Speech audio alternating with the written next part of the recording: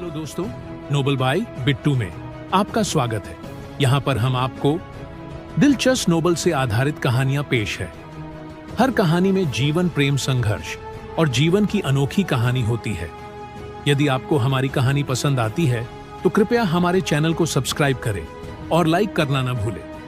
आपका समर्थन हमें और बेहतर बनाने में मदद करता है। अध्याय 81 समान रूप से मेल खाता है। एक विशाल अग्नितार प्रकट हुआ और हर कोई आश्चर्य में चिल्लाने से खुद को रोक नहीं सका। युन शियाओदाओ का चेहरा गंभीर हो गया क्योंकि उसने एक बार फिर क्लाउड पाम को आकाश की ओर फेंका, तेजी से आ रही अग्नितार के दबाव का विरोध किया। युन शियाओदाओ की क्लाउड पाम भी बड़ी हो गई, लगभग 10 झांग चौड़ी, क्योंकि उसने 10वें स्तर के नश्वर मार्शल दायरे की जोरदार सच्ची खीवी जारी की।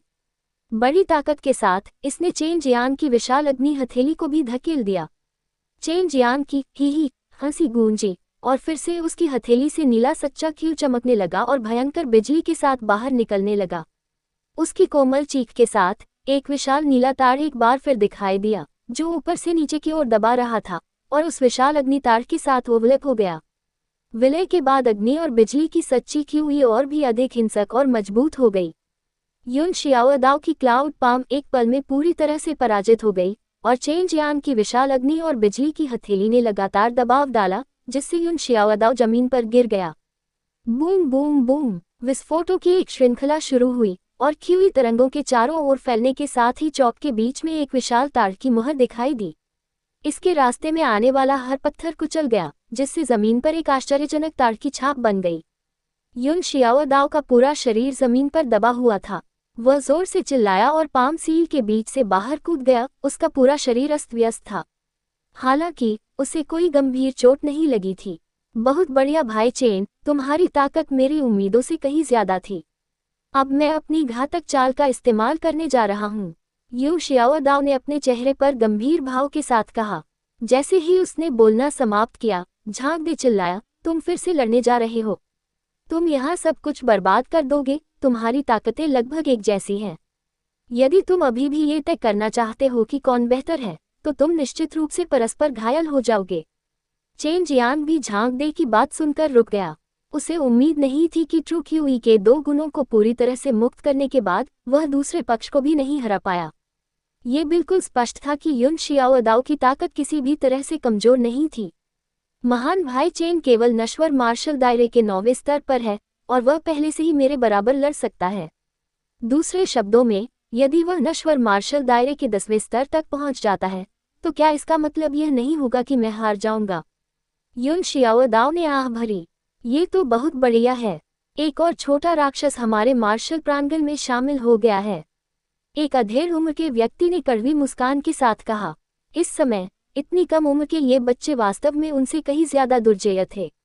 खास तौर पर चेन जियांग। उस तरह का मार्शल कौशल बहुत चौंकाने वाला था और उनके दिलों को डर से कांपने पर मजबूर कर देता था।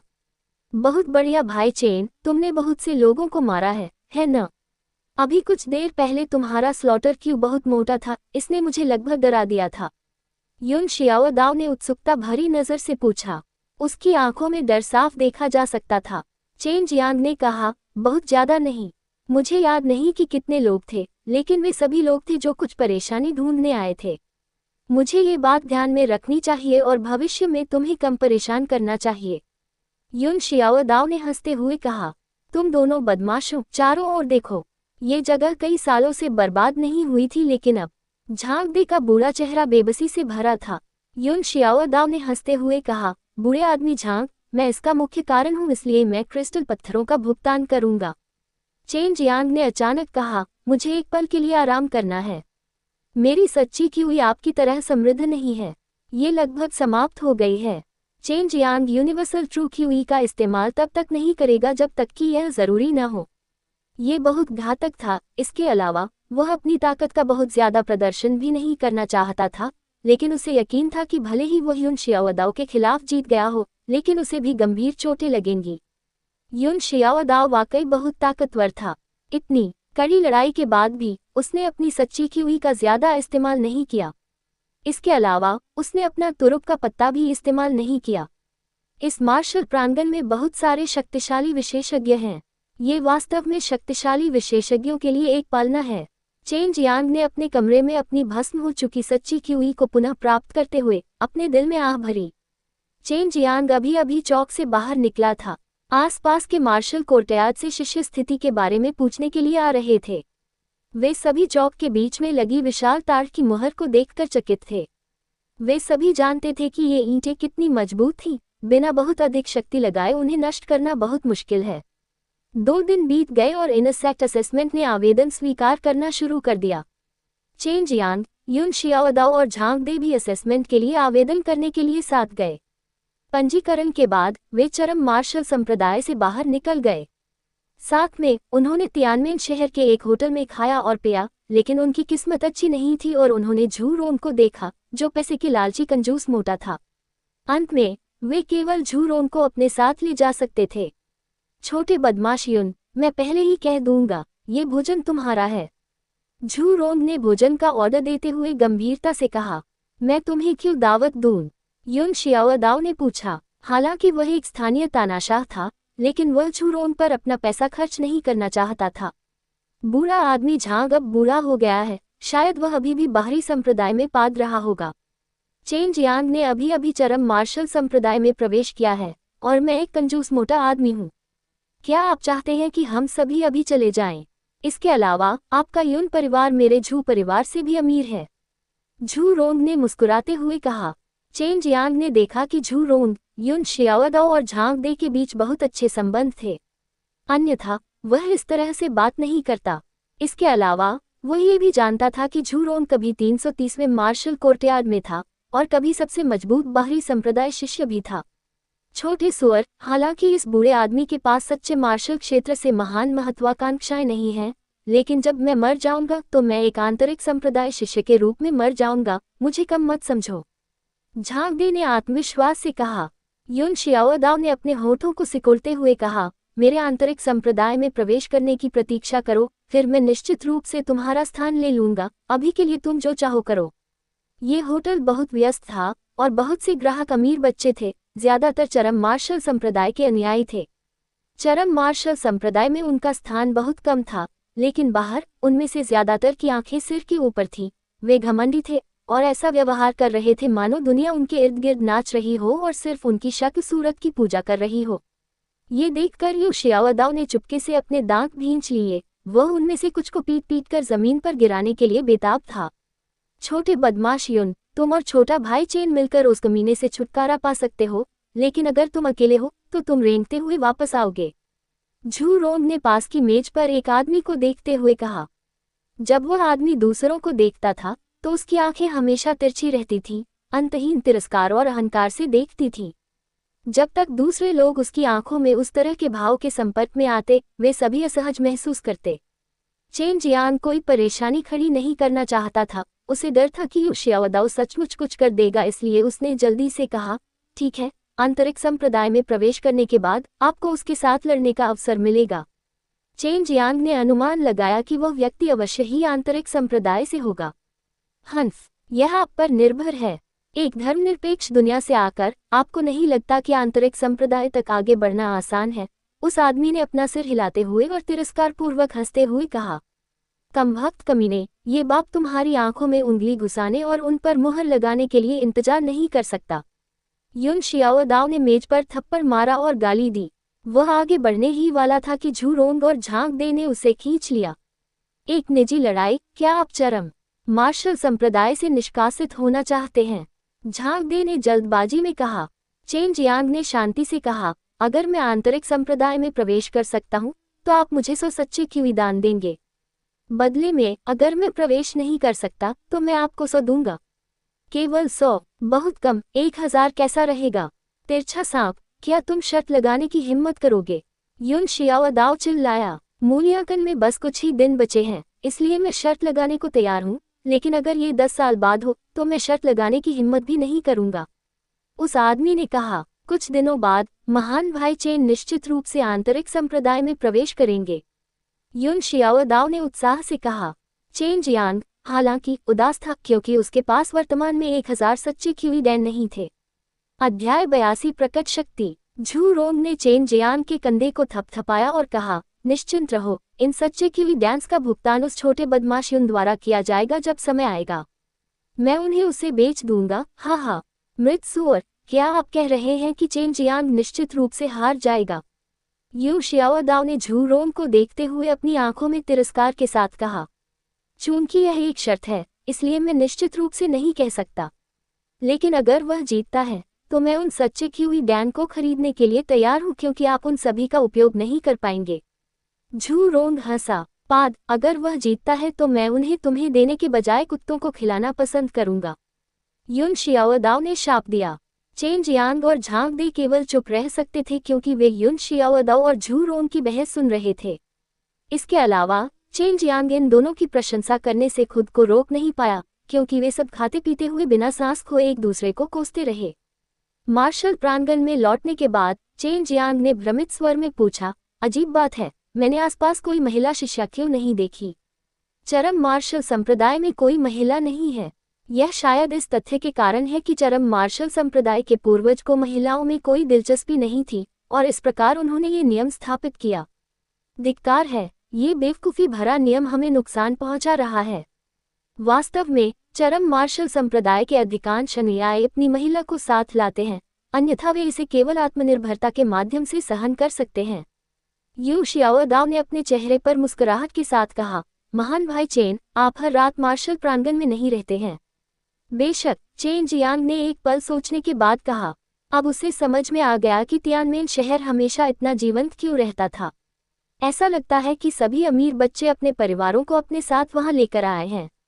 तुम एक ईमानदार आदमी हो महान भाई चेन। केवल बूढ़े आदमी झांग जैसे लोग ही मार्शल कोर्टयार्ड में ईमानदारी से रह सकते हैं। युन शियाओदाओ ने एक भ्रष्ट हंसी निकाली और जल्द ही चले गए।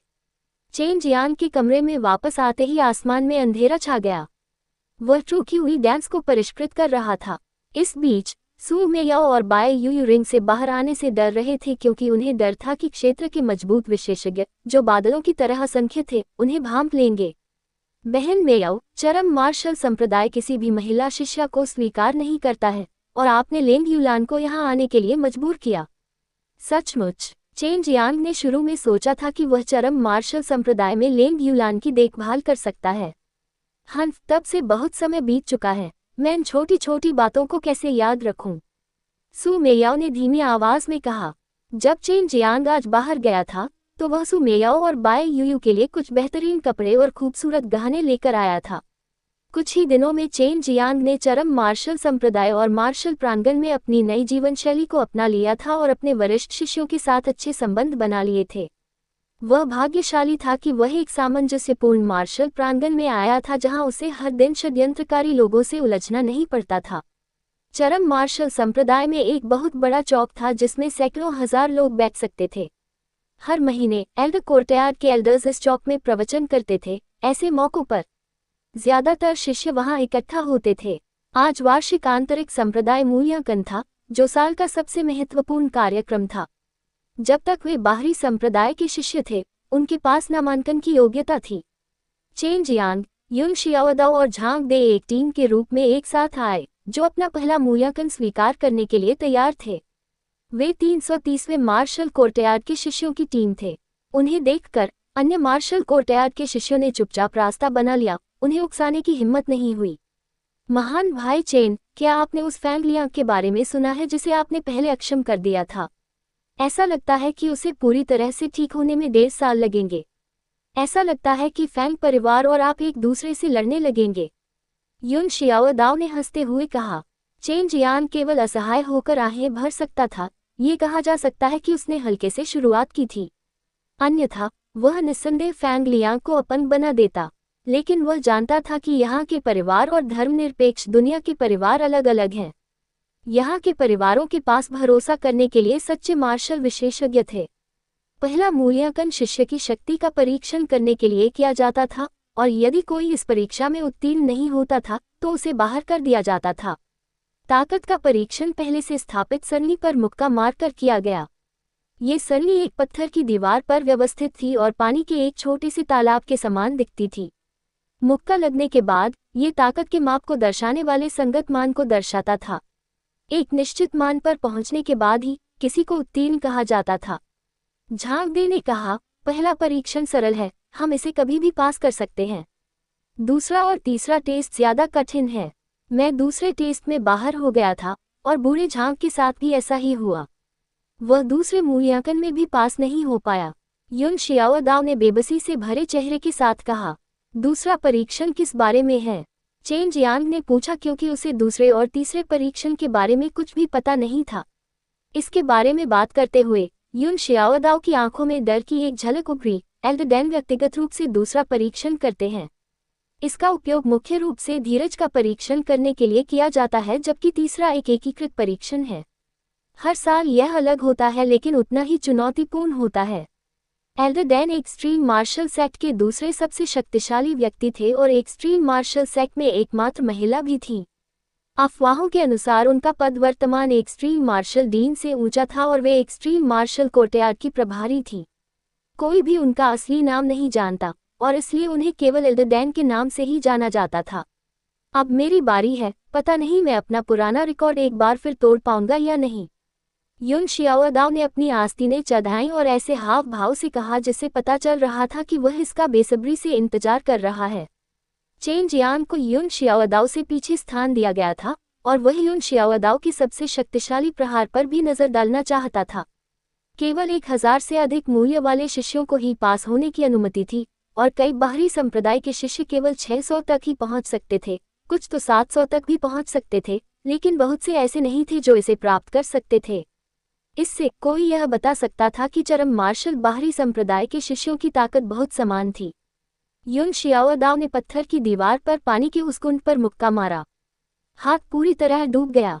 जब उसने अपना हाथ बाहर निकाला तो उस शांत पानी के कुंड पर एक ही मान दिखाई दिया, 2300। इस अंक को देखकर सभी को ठंडी हवा का झोंका आया, क्योंकि इससे पहले उच्चतम रिकॉर्ड केवल 1800 का था। बहुत बढ़िया भाई चेन, अब आपकी बारी है। युन शियाओदाओ अपने प्रदर्शन से बहुत संतुष्ट दिखाई दिए और उन्होंने चेन जियांग के कंधे को थपथपाया। चेन जियांग को बाहरी संप्रदाय में थोड़ी प्रतिष्ठा भी प्राप्त थी। वह धर्मनिरपेक्ष दुनिया से आया था। इसके अलावा उसने एक ही वार में फैंग लाइन को गंभीर रूप से घायल कर दिया था। उसके झूरोन के साथ भी अच्छे संबंध थे और वह एक कीमियागर था। अपनी पूरी शक्ति का उपयोग करो। केवल अपनी शक्ति दिखाने से ही किसी का सम्मान किया जा सकता है। खैर, जब तक तुम येन और यांग दिव्य शिरा को उजागर नहीं करते तब तक सब ठीक होना चाहिए। बाई यूयू ने ऊंची आवाज में आदेश दिया। चेन जियांग ने जवाब में अपना सिर हिलाया। उसके डेंटियन में ट्रू क्यूई के सभी 5 तत्व एक साथ मिल गए, जिससे यूनिवर्सल ट्रू क्यूई का निर्माण हुआ। फिर उसने एक लंबी गहरी सांस ली और भयंकर रूप से एक मुक्का मारा। उस समय उसने ट्रू क्यूई का कोई संकेत नहीं छोड़ा, जिससे सभी बेहद भ्रमित हो गए, क्योंकि अगर कोई ट्रू क्यूई का उपयोग नहीं करता तो उसकी ताकत बहुत कम हो जाती। इस बार चेन जियांग ने अपनी पूरी ताकत लगा दी।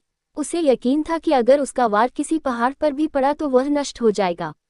हालांकि जब उसका वार पत्थर की दीवार पर बने व्यूह में घुसा तो वह एकदम शांत रहा।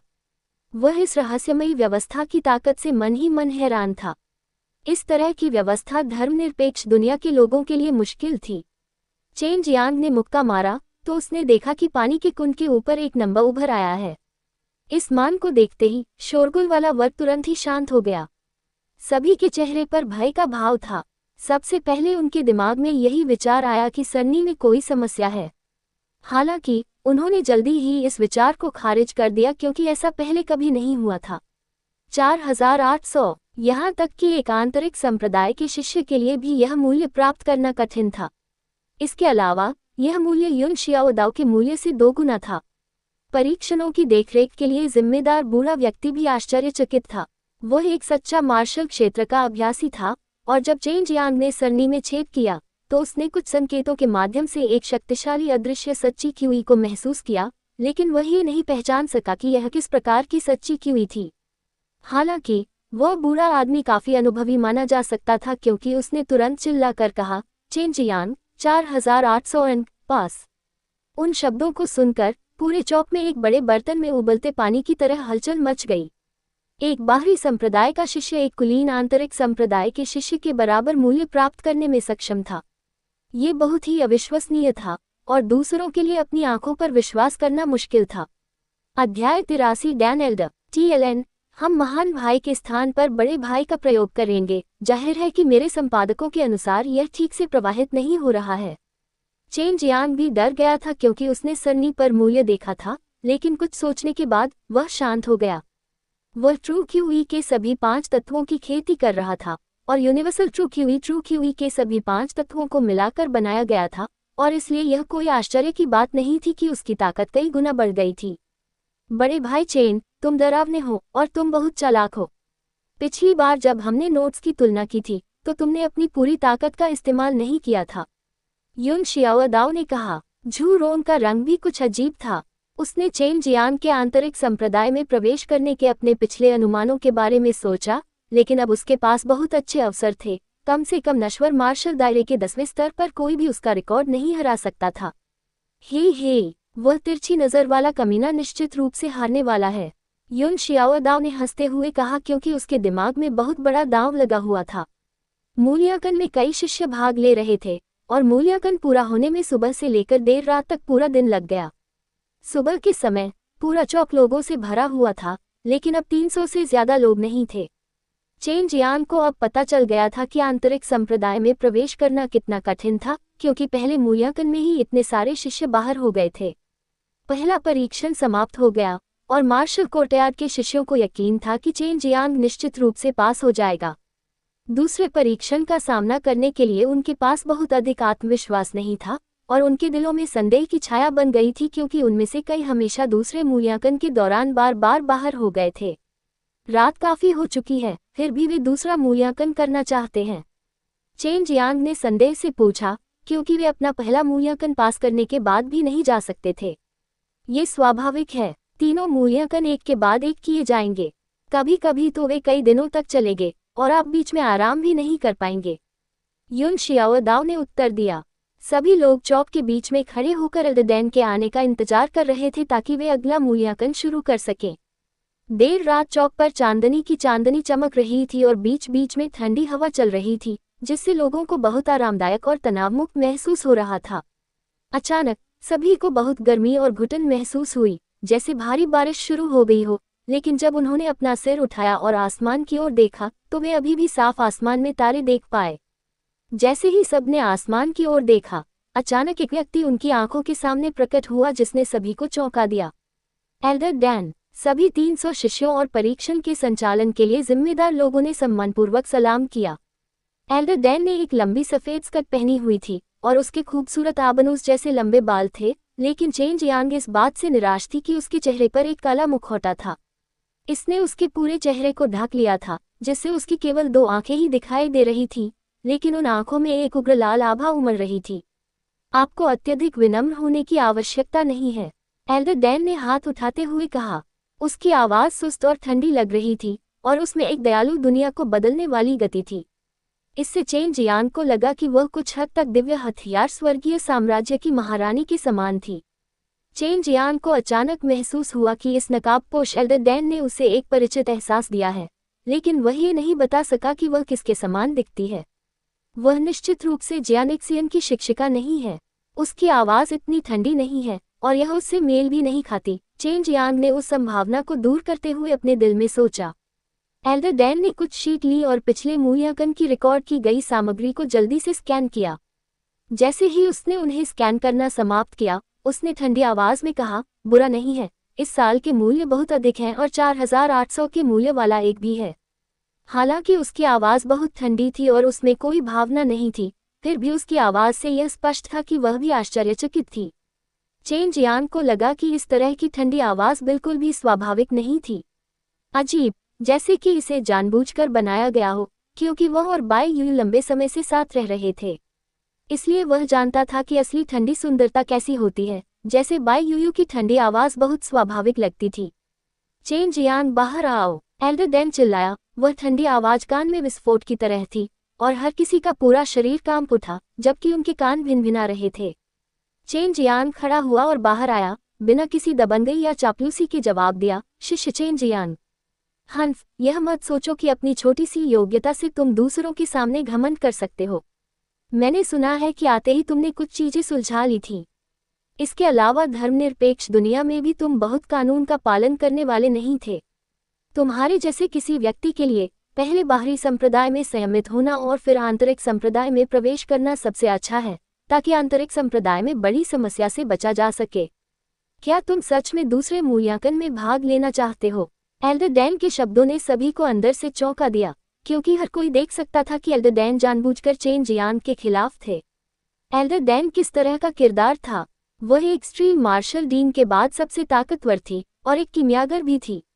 ऐसा किरदार उसके खिलाफ था और यह स्पष्ट था कि बाद में चेन जियांग को एक्सट्रीम मार्शल संप्रदाय में बहुत पीड़ा झेलनी पड़ेगी। मैं दूसरे मूल्यांकन में भाग लेना चाहता हूँ। चेन जियांग के माथे पर हल्की झुर्रियां पड़ गईं, लेकिन भावशून्य भाव से उसने उत्तर दिया, मैंने धर्मनिरपेक्ष दुनिया में जो किया, मुझे लगता है कि वह सही तरीका था। हंफ, डैन एल्डर ने ठंडे स्वर में कहा, तुम चौक के दूसरे छोर पर चले जाओ, जब मैं कहूँ तब तुम चलना शुरू कर सकते हो। डैन एल्डर ने ये शब्द फेंके, आकाश में उड़ गया, चौक के दूसरे छोर पर तैरता हुआ, और उसकी गति ने सभी के दिलों को सदमे से हौंफने पर मजबूर कर दिया। चेन जियांग को अभी कुछ देर पहले ही पता था कि यह परीक्षण कैसे किया जाएगा, और वह था एक तरह के दबाव में चौक के एक छोर से दूसरे छोर तक चलना। अगर कोई दूसरे छोर तक पहुंचने में सक्षम था तो उसे दूसरे मूल्यांकन में उत्तीर्ण माना जा सकता था। विशाल वर्ग 300 झांग से भी अधिक चौड़ा था, उसके पार चलना बहुत आसान था, और यदि कोई किंग गोन का उपयोग करता तो यह और भी तेज होता। 300 बाहरी संप्रदाय के शिष्य पंक्ति में खड़े हो गए और विपरीत छोर पर एल्डर डैन द्वारा आदेश जारी करने की प्रतीक्षा करने लगे। चेन जियांग, तुम जहां हो वहीं रहो, तुम्हारी परीक्षा अकेले ही होगी। एल्डर डैन के इन शब्दों से चेन जियांग को बुरा महसूस हुआ। उसने मन ही मन बाय यूयू की आज्ञा का पालन करने पर पछतावा किया और अपनी खुद की ताकत को पूरी तरह से उजागर कर दिया। इस समय चेन जियांग ने तय कर लिया था कि एल्डर डैन जानबूझकर उसके खिलाफ है, और उसे पता था कि बाद में उसे कड़वाहट खानी पड़ेगी। उसे शक था कि एल्डर डैन और याओ परिवार के बीच कोई रिश्ता है या नहीं, यहाँ तक कि किसी मिनियन को विशेष ध्यान देने के लिए भी। बड़े भाई चेन, अपना ख्याल रखना। मैं आंतरिक संप्रदाय में तुम्हारा इंतजार कर रहा हूँ। युन शियाओदाओ ने उदास होकर कहा। उसकी आवाज में लाचारी थी, क्योंकि वह जानता था कि चेन जियांग के लिए कुछ सालों में आंतरिक संप्रदाय में प्रवेश करना संभव नहीं था। शुरू करो, एल्डर डैन चिल्लाया, और हालांकि सैकड़ों झांग द्वारा अलग किया गया था, उसकी प्रेषित आवाज बिल्कुल स्पष्ट थी। इस समय भी चेन जियांग ने एक अदृश्य शक्तिशाली दबाव को महसूस किया, और लोग अपने घुटनों को मोड़ने से खुद को रोक नहीं सके, जैसे कि वे अपने कंधों पर एक विशाल पर्वत उठा रहे हों। जो लोग टिक नहीं सकते, जब तक वे हार मान लोग चिल्लाते रहेंगे, मैं उन्हें तुरंत चौक से बाहर भेज दूंगा। एल्डर डैन ने ठंडे स्वर में कहा। चेन जियांग ने अपने दिल में चुपके से कोसा, क्योंकि वह अब इस तरह के दबाव को झेल रहा था, लेकिन उसे एक बार फिर से परीक्षा में भाग लेना था। जाहिर है इससे पता चला कि एल्डर डैन वास्तव में उसकी देखभाल कर रहे थे। मूल्यांकन शुरू होने के कुछ ही समय बाद कई शिष्य खून की उल्टी करते हुए जमीन पर गिर पड़े और उन्होंने हार मान ली। उन्हें सीधे मजबूत चौक से हटा दिया गया। चेन जियांग के लिए यह पहली बार था कि वह ऐसे दुर्जय विशेषज्ञ को अभिनय करते हुए देख रहा था और इस तरह की शक्ति को सहजता से जारी करने में सक्षम था। आम लोगों की तो बात ही छोड़िए, एल्डर डैन की नज़र में ये 9वें और 10वें स्तर के mortal martial real martial artist भी सिर्फ चींटियां थे। चेन जियांग को इसमें कोई संदेह नहीं था, जब तक एल्डर डैन तैयार है, वह उसे एक नज़र से मार सकती है। यह नश्वर मार्शल दुनिया के शिखर पर खड़े एक मार्शल कलाकार की ताकत है। अध्याय 84 हार नहीं मानता। सबसे आगे युन शियाओदाओ और झांग दे थे। हालांकि वे दोनों बहुत कठिनाई से चल रहे थे, हर एक कदम उठाना बहुत मुश्किल था और बहुत भारी भी था। उनके पीछे मूल रूप से लगभग 300 शिष्य थे, लेकिन अब मुश्किल से 100 ही बचे थे। पूरा चौक खून के धब्बों से अटा पड़ा था। हर दाग उन शिष्यों के खून से था जो इसे बर्दाश्त नहीं कर पा रहे थे। आधे घंटे से ज्यादा समय बीत चुका था और चेन जियांग को बहुत पसीना आ रहा था। हालांकि वह अभी तक नहीं हिला था, लेकिन उस पर दबाव कम नहीं था। अब चौक पर सिर्फ 10 या उससे ज्यादा लोग ही चल रहे थे। युन शियाओदाओ और झांग दे, युवा और बूढ़े आदमी आगे चल रहे थे, लेकिन उनके मुंह से खून बह रहा था, उनका पूरा शरीर भी पसीने से तर था। ये धीरज परीक्षण वास्तव में डरावना था। चेन जियांग ने एक बार युन शियाओदाओ को ये कहते हुए सुना था कि कई वर्षों से अधिकांश लोग कभी भी दूसरे मूल्यांकन में उत्तीर्ण नहीं हुए हैं। थोड़ा समय बीत गया और युन शियाओदाओ और झांग दे एल्डर डैन से सिर्फ 10 झांग दूर पहुंच गए। फिर भी अब उनका हर कदम बेहद मुश्किल था। ऐसा लग रहा था मानो उनके पैर का वजन 10,000 जिन हो। झांग दे दबाव को सहन करने में असमर्थ हो गया और घुटनों के बल जमीन पर बैठ गया। उसने मुंह से खून थूका, लेकिन घुटनों के बल पर भी वह पहले की तरह ही शांत था, धीरे धीरे आगे बढ़ रहा था। वह पहले से ही बहुत लंबे समय से बाहरी संप्रदाय में रह रहा था। इतने सारे लोगों के ताने सुनने के बाद भी अब वह यहाँ था, दूसरे मूल्यांकन को पास करने से बस एक कदम दूर। कोई रास्ता नहीं था कि वह हार मान ले। युन शियाओदाओ और झांग दे हमेशा इस परीक्षा में बाहर हो जाते थे, इसलिए वे इसकी कठिनाई के स्तर से अच्छी तरह वाकिफ थे और इसलिए उन्हें पूरा यकीन था कि चेन जियान को दी गई विशेष देखभाल के बाद उसके लिए परीक्षा पास करना निराशाजनक होगा। हालांकि यू शियाओदाओ सिर्फ 16 साल का था, लेकिन वह झांग दे से ज्यादा शक्तिशाली था। वह वास्तव में चलने में सक्षम था और एल्डर डैन के पीछे आ गया। जमीन पर गिरते ही दबाव अचानक गायब हो गया। हाँफते हुए और ज्यादा हवा निगलने के लिए संघर्ष करते हुए उसने जल्दी से जल्दी ठीक होने के लिए एक गोली निगल ली, क्योंकि एक और भी ज्यादा कठिन तीसरा आकलन आने वाला था। बूढ़े झांग, रुको! युन शियाओदाओ ने अपनी दोनों मुट्ठियां कस ली और चिल्लाया। वह इस तरह की कठिनाई को जानता था, वह इस मूल्यांकन से गुजरने की इच्छा की गहराई को समझता था। इस परीक्षा को शुरू करने वाले 300 शिष्यों में से केवल 2 ही मूल्यांकन पास कर पाए। चेन जियांग उन सभी के पीछे खड़ा था। उसने अपनी आंखों से देखा कि उन शिष्यों पर कितनी निराशा और लाचारी थी जब उन्होंने हार मान ली और चले गए। अब केवल चेन जियांग ही परीक्षण शुरू करने के लिए बचा था। कोई भी समझ नहीं पा रहा था कि एल्डर डैन चेन जियांग के प्रति इतना पक्षपाती क्यों था। हालांकि चेन जियांग ने जिस तरह से मामले को संभाला वह काफी आश्चर्यजनक था, लेकिन वे ये भी मानते थे कि उसके पास कोई और विकल्प नहीं था। चेन जियांग, अब तुम्हारी बारी है। तुम्हारे पास अभी भी हार मानने का विकल्प है, अन्यथा तुम्हें निश्चित रूप से बहुत पीड़ा होगी और शायद तुम्हारी भविष्य की साधना भी बर्बाद हो जाए। एल्डर डैन की आवाज बहुत ही ठंडी थी। किसी के लिए भी यह समझना बहुत मुश्किल था कि वह चेन जियांग से इतनी नफरत क्यों करती थी। आखिरकार चेन जियांग तो बस एक छोटा सा किरदार था। चेनवो मिनलिन का एक मशहूर व्यक्ति उससे नफरत क्यों करेगा। चेन जियांग को खुद भी नहीं पता था कि उसने इस रहस्यमय एल्डर डैन को कैसे नाराज कर दिया। मैं हार नहीं मानूंगा। चेन जियांग की आवाज दृढ़ और शक्तिशाली थी, जो सभी दिशाओं में फैल रही थी। उसी समय हर प्रतिभाशाली व्यक्ति ने सोचा चेन जियांग पर भी ठीक वैसा ही दबाव डाला गया था जैसा उन पर डाला गया था, फिर भी वह अभी भी सीधा खड़ा है, अपनी पीठ सीधी करके। वे इस तरह की ताकत की तुलना नहीं कर सकते। चौक में अभी भी कई शिष्य थे जो वहां से नहीं गए थे। वहां सच्चे मार्शल क्षेत्र के विशेषज्ञ भी थे। ये आंतरिक संप्रदाय के शिष्य थे। बाहरी संप्रदाय के शिष्य जो अभी अभी मूल्यांकन में असफल हुए थे, वे भी देखना चाहते थे कि एल्डर डैन चेन जियांग के साथ कैसा व्यवहार करने जा रहे हैं। तो फिर चलो शुरू करते हैं, एल्डर डैन ने धीमी आवाज में जवाब दिया। उसके भाषण के खत्म होने के बाद सभी को चौक में चिलचिलाती की हुई लहरों का एक विस्फोट महसूस हुआ।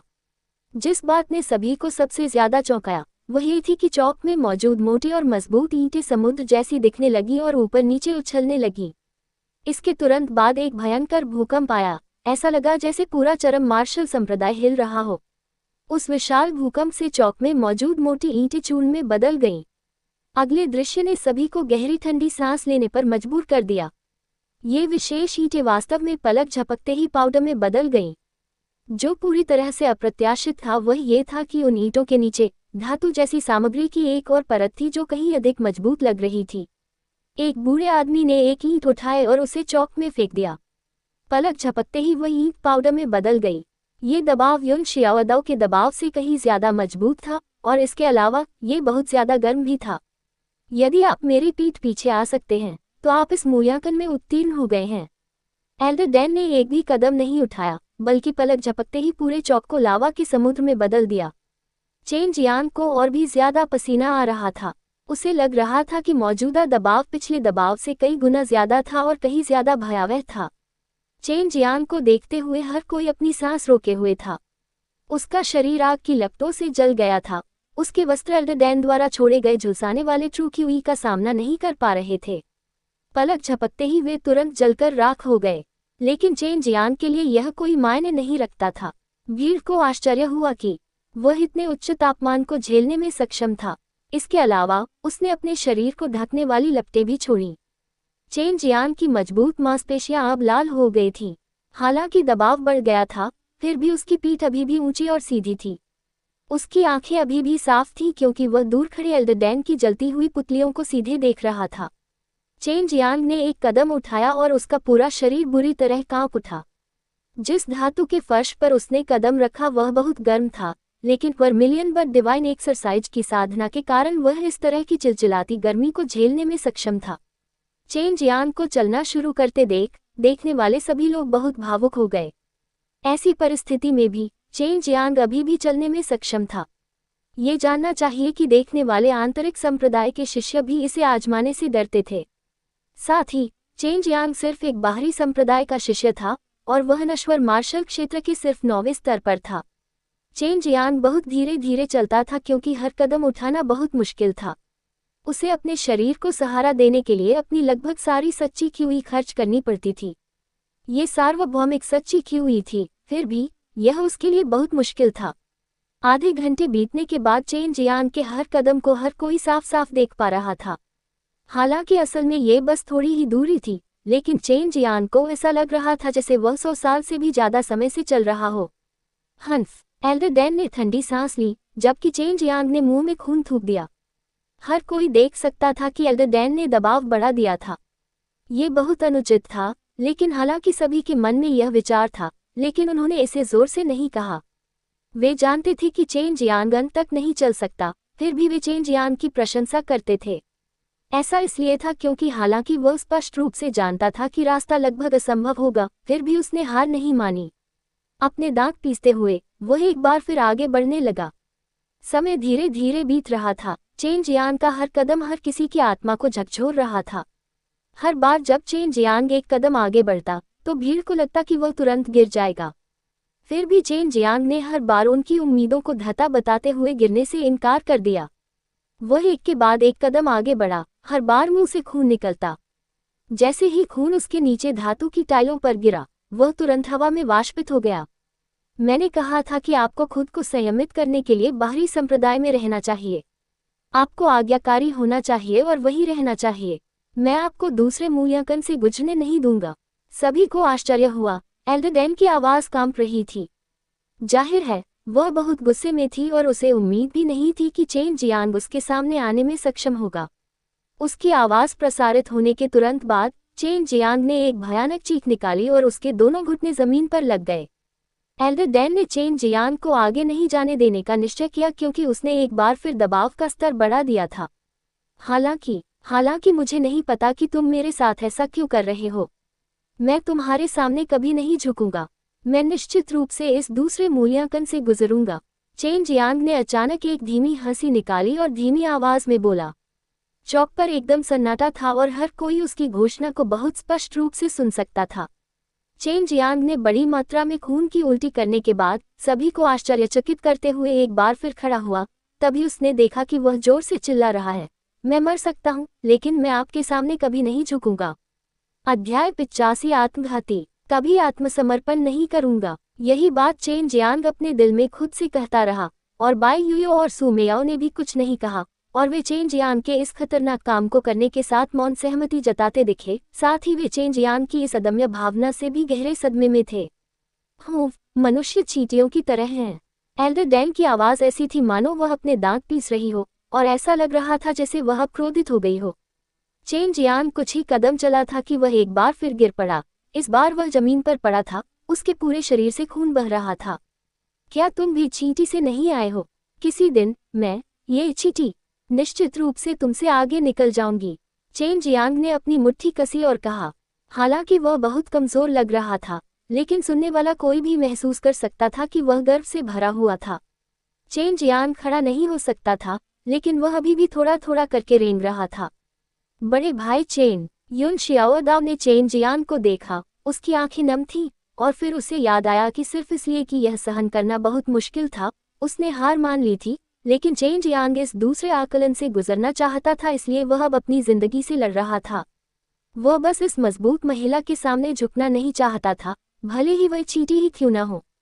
बड़े भाई चेन, आप निश्चित रूप से आ पाएंगे, रुकिए। युन शियाओदाओ ने शुरू में सोचा था कि चेन जियांग के पास कोई मौका नहीं है, लेकिन उसने उम्मीद नहीं की थी कि चेन जियांग दृढ़ रहेगा और यहाँ तक पहुँच जाएगा, इसलिए वह खुद को रोक नहीं सका और चिल्लाया, चेन जियांग, हमारे साथ आंतरिक संप्रदाय में प्रवेश करो। अगर मुझ बूढ़े व्यक्ति में इस तरह की दृढ़ता होती तो मैं इतने लंबे समय तक बाहरी संप्रदाय में नहीं रहता। झांग दे भी चेन जियांग से संक्रमित था। चेन जियांग, रुको, तुम ये कर सकते हो, चौक में एक आदमी जोर से चिल्लाया। चेन जियांग को उस तपती जमीन पर धीरे धीरे रेंगते हुए और उसके शरीर से खून को वाष्पित होते हुए देखकर हर कोई गहरे सदमे में था। Chen Jiang, Chen Jiang, Chen Jiang, चौक में सैकड़ों लोग एक स्वर में चिल्लाए। उनकी आवाज आसमान में गूंज उठी और आधी रात में चरम मार्शल संप्रदाय इन खून खौलती आवाजों से घिर गया। सभी की ऊंची आवाजें सुनकर चेन जियांग का खून खौलने लगा। उसने बची हुई कुछ सच्ची क्यूई का इस्तेमाल किया और आगे रेंगने के लिए संघर्ष किया। उसका शरीर तरह तरह के दर्द से तबाह और सुन्न हो चुका था और अब उसकी सारी दृढ़ता उसे रेंगने में मदद कर रही थी। एल्डर डैन का कोमल शरीर कांप रहा था, क्योंकि उसे उम्मीद नहीं थी कि इतने सारे लोग उसके सामने चेन जियांग का समर्थन करेंगे, जो सरासर उसका खंडन कर रहा था। संघर्ष मत करो, चींटियां तो चींटियां ही रहेंगी। एल्डर डैन की आवाज क्रोध से भरी थी, क्योंकि चेन जियांग उससे केवल 2 कदम की दूरी पर था। चेन जियांग ने अचानक एक भयानक चीख निकाली और देखा कि उसके दोनों पैरों और हाथों से अचानक खून बहने लगा। जाहिर है एल्डर डैन ने जानबूझकर एक बार फिर दबाव बढ़ा दिया है। ये केवल सार्वजनिक मामलों का उपयोग करके व्यक्तिगत दुश्मनी का बदला लेना था, लेकिन एल्डर डैन चरम मार्शल संप्रदाय में नंबर 2 चरित्र था। कोई भी उसका विरोध करने की हिम्मत नहीं करेगा। इस बार मैं देखूंगा कि तुम कैसे चलोगे। एल्डर डैन ने एक गहरी सांस छोड़ी और न केवल चेन जियांग की आंखों में दृढ़ अभिव्यक्ति उसे दुखी कर रही थी, बल्कि उसके आश्चर्य के लिए चेन जियांग ने भी हार नहीं मानी थी। हा, चेन जियांग ने सबको चौंकाते हुए जोर से हंस दिया। वह केवल 2 कदम दूर था। यह न केवल तीसरे मूल्यांकन का प्रवेश द्वार था, बल्कि उसके और एल्डर डैन के बीच का परिणाम भी था। हालांकि वह एल्डर डैन से बहुत कमतर था, लेकिन यहाँ उसे एल्डर डैन के खिलाफ निश्चित रूप से जीतना होगा। ये पिता कभी भी आपके सामने आत्मसमर्पण नहीं करेगा। चेन जियांग जोर से हंसा और अचानक उसने जोर से चिल्लाया और देखा कि उसकी पीठ से अचानक आग की लपटें निकल रही थीं, जबकि उसकी पीठ पर विशाल पंखों की एक जोड़ी दिखाई दी। वे पंख तेजी से फड़फड़ाने लगे, एक के बाद एक चिलचिलाती आग की लहरें बाहर निकलने लगीं और चेन जियांग का शरीर ऊपर उठने लगा। ये सब पलक झपकते ही हुआ। हालांकि उस छोटे से पल में चेन जियांग का क्षत विक्षत शरीर पहले से ही एल्डर डैन के पीछे था। एल्डर डैन को आश्चर्य हुआ और बाकी सभी को भी। चेन जियांग के पास वास्तव में एक ट्रुकी हुई विंग प्रकार का मार्शल कौशल था, जो एक बहुत ही कीमती और दुर्लभ मार्शल कौशल था। सबसे महत्वपूर्ण क्षण में इसने चेन जियांग को अंतिम 2 चरणों में छलांग लगाने दिया, जिससे वह दूसरे मूल्यांकन से गुजर गया। हा, ये पिता दूसरे मूल्यांकन से गुजर रहे हैं। हा। चेन जियांग के पूरे शरीर में थोड़ी सी भी ताकत नहीं बची थी और वह जमीन पर लेटा हुआ आसमान में चांद को देख रहा था और एक के बाद एक पागलों की तरह हंस रहा था। चौक में मौजूद हर कोई अवाक था और चेन जियांग की उन्मत्त हंसी सुनकर न केवल उनके दिल में आश्चर्य हुआ, बल्कि साथ ही वे उत्साहित भी थे, उससे ईर्ष्या करते थे और उसकी प्रशंसा करते थे। हंसो मत, अभी तीसरा मूल्यांकन बाकी है। युन शियाओदाओ ने अपनी आंखों में आंसू पोंछे और अपने मुंह में डैन का एक गुच्छा भर लिया, और चेन जियांग एक पल में पहचान सकता था कि ये सभी निम्न श्रेणी के आत्मा स्तर के डैन थे। उनके सच्चे क्यूई को ठीक करने के लिए सच्चे क्यूई डैन का एक गुच्छा था, 9 ठीक होने वाले डैन जो उनकी आंतरिक चोटों को जल्दी से ठीक कर रहे थे। इससे चेन जियांग का दिल द्रवित हो गया। ये सफेद जेड डैन है, इसे ले लो और इसका इस्तेमाल करो। झू रोंग आया और उसे एक जेड बॉक्स फेंक दिया। Middle grade spirit level white Z Dan, यह एक बहुत ही कीमती हीलिंग डैन था और कंजूस झू रोंग वास्तव में उसे देने को तैयार था। चेन जियांग और युन शियाओदाओ अपनी आंखों में एक अविश्वसनीय भाव के साथ उसे देख रहे थे। मुझे धन्यवाद मत दो, झू रोंग ने गर्व से कहा। युन शियाओदाओ और झांग दे ने भी जल्दी से जेड बॉक्स में मौजूद हर्बल पाउडर को चेन जियांग के शरीर पर लगाया। ये हर्बल पाउडर सफेद जेड जैसा था, क्रिस्टल जैसा साफ और बेहद खूबसूरत। एल्डर डैन, शिष्य बड़ी हिम्मत से आपसे पूछता है, आप मेरे खिलाफ क्यों इतने सख्त हैं? क्या आप सार्वजनिक साधनों का उपयोग करके व्यक्तिगत प्रतिशोध का बदला लेना पसंद करते हैं? चेन जियांग के दिल में गुस्सा न होना असंभव था। अभी कुछ समय पहले वह एल्डर डैन के सामने कुछ हद तक अहंकारी था और साथ ही निडर भी था। मैंने ये बहुत स्पष्ट कर दिया है, आप युवा और फिट हैं, मैं बस चाहता हूं कि आप बाहरी संप्रदाय में खुद को निखारें। एल्डर डैन वास्तव में नाराज नहीं थे, लेकिन इस समय वह फिर से कुछ भी कहने में असमर्थ थे। सार्वजनिक साधनों का उपयोग करके व्यक्तिगत दुश्मनी का बदला लेना। तो क्या हुआ अगर मैं हूँ? मेरे पास ताकत है, इसलिए मैं जो चाहूँ कर सकता हूँ। इसके अलावा चरम मार्शल संप्रदाय मुझे बांध नहीं सकता, वे नियम केवल तुम्हारे लिए स्थापित किए गए हैं। एल्डर डैन ने तिरस्कार के साथ कहा, तुम न्याय चाहते हो? ताकत ही न्याय है, और जब तक मैं चाहूँ मैं तुम्हें अभी मार सकता हूँ। कोई भी मुझे कुछ नहीं कहेगा और कोई भी तुम्हारा बदला नहीं लेगा। वास्तव में आप ऐसा कर सकते हैं, लेकिन कुछ चीजें पूर्ण नहीं होती हैं, जैसे कि मैं दूसरे मूल्यांकन से कैसे गुजर पाया और आप मुझे रोक नहीं पाए। चेन जियांग ने व्यंग्य करते हुए कहा, लेकिन किसी दिन मैं आपके पास वापस आऊंगा। बेहतर होगा कि आप मुझे अभी मार दें। झांग दे और युन शियाओदाओ चेन जियांग पर दवा लगा रहे थे, लेकिन उनके हाथ कांपने से बच नहीं पा रहे थे। उन्हें बिल्कुल भी उम्मीद नहीं थी कि चेन जियांग वास्तव में चरम मार्शल संप्रदाय के नंबर 2 चरित्र से बात करने की हिम्मत करेगा। एल्डर डैन जोर से हंस पड़े, लेकिन उनकी हंसी बहुत कठोर और स्वाभाविक नहीं थी, जिससे सुनने वाले सभी लोग थोड़ा भ्रमित हो गए।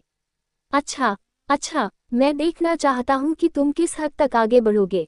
मैं तुमसे वादा करता हूँ, जब तक तुम मुझे हरा सकते हो, तुम मुझे सजा देने के लिए जो चाहो कर सकते हो। अगर तुम मुझसे शादी करना चाहते हो तो तुम कर सकते हो। एल्डर डैन ने जोर से कहा, जिससे एक बार फिर लोग चकित हो गए। चेन जियांग भी बहुत आश्चर्यचकित था, हालांकि उसने चिढ़ाते हुए कहा, मैं आपसे शादी करने की जहमत नहीं उठाऊंगा। आपका चेहरा हमेशा नकाब से ढका रहता है, हो सकता है कि यह विकृत हो, उस समय मुझे तकलीफ होगी। युन शियाओदाओ और झांग दे चेन जियांग का मुंह सिलना चाहते थे।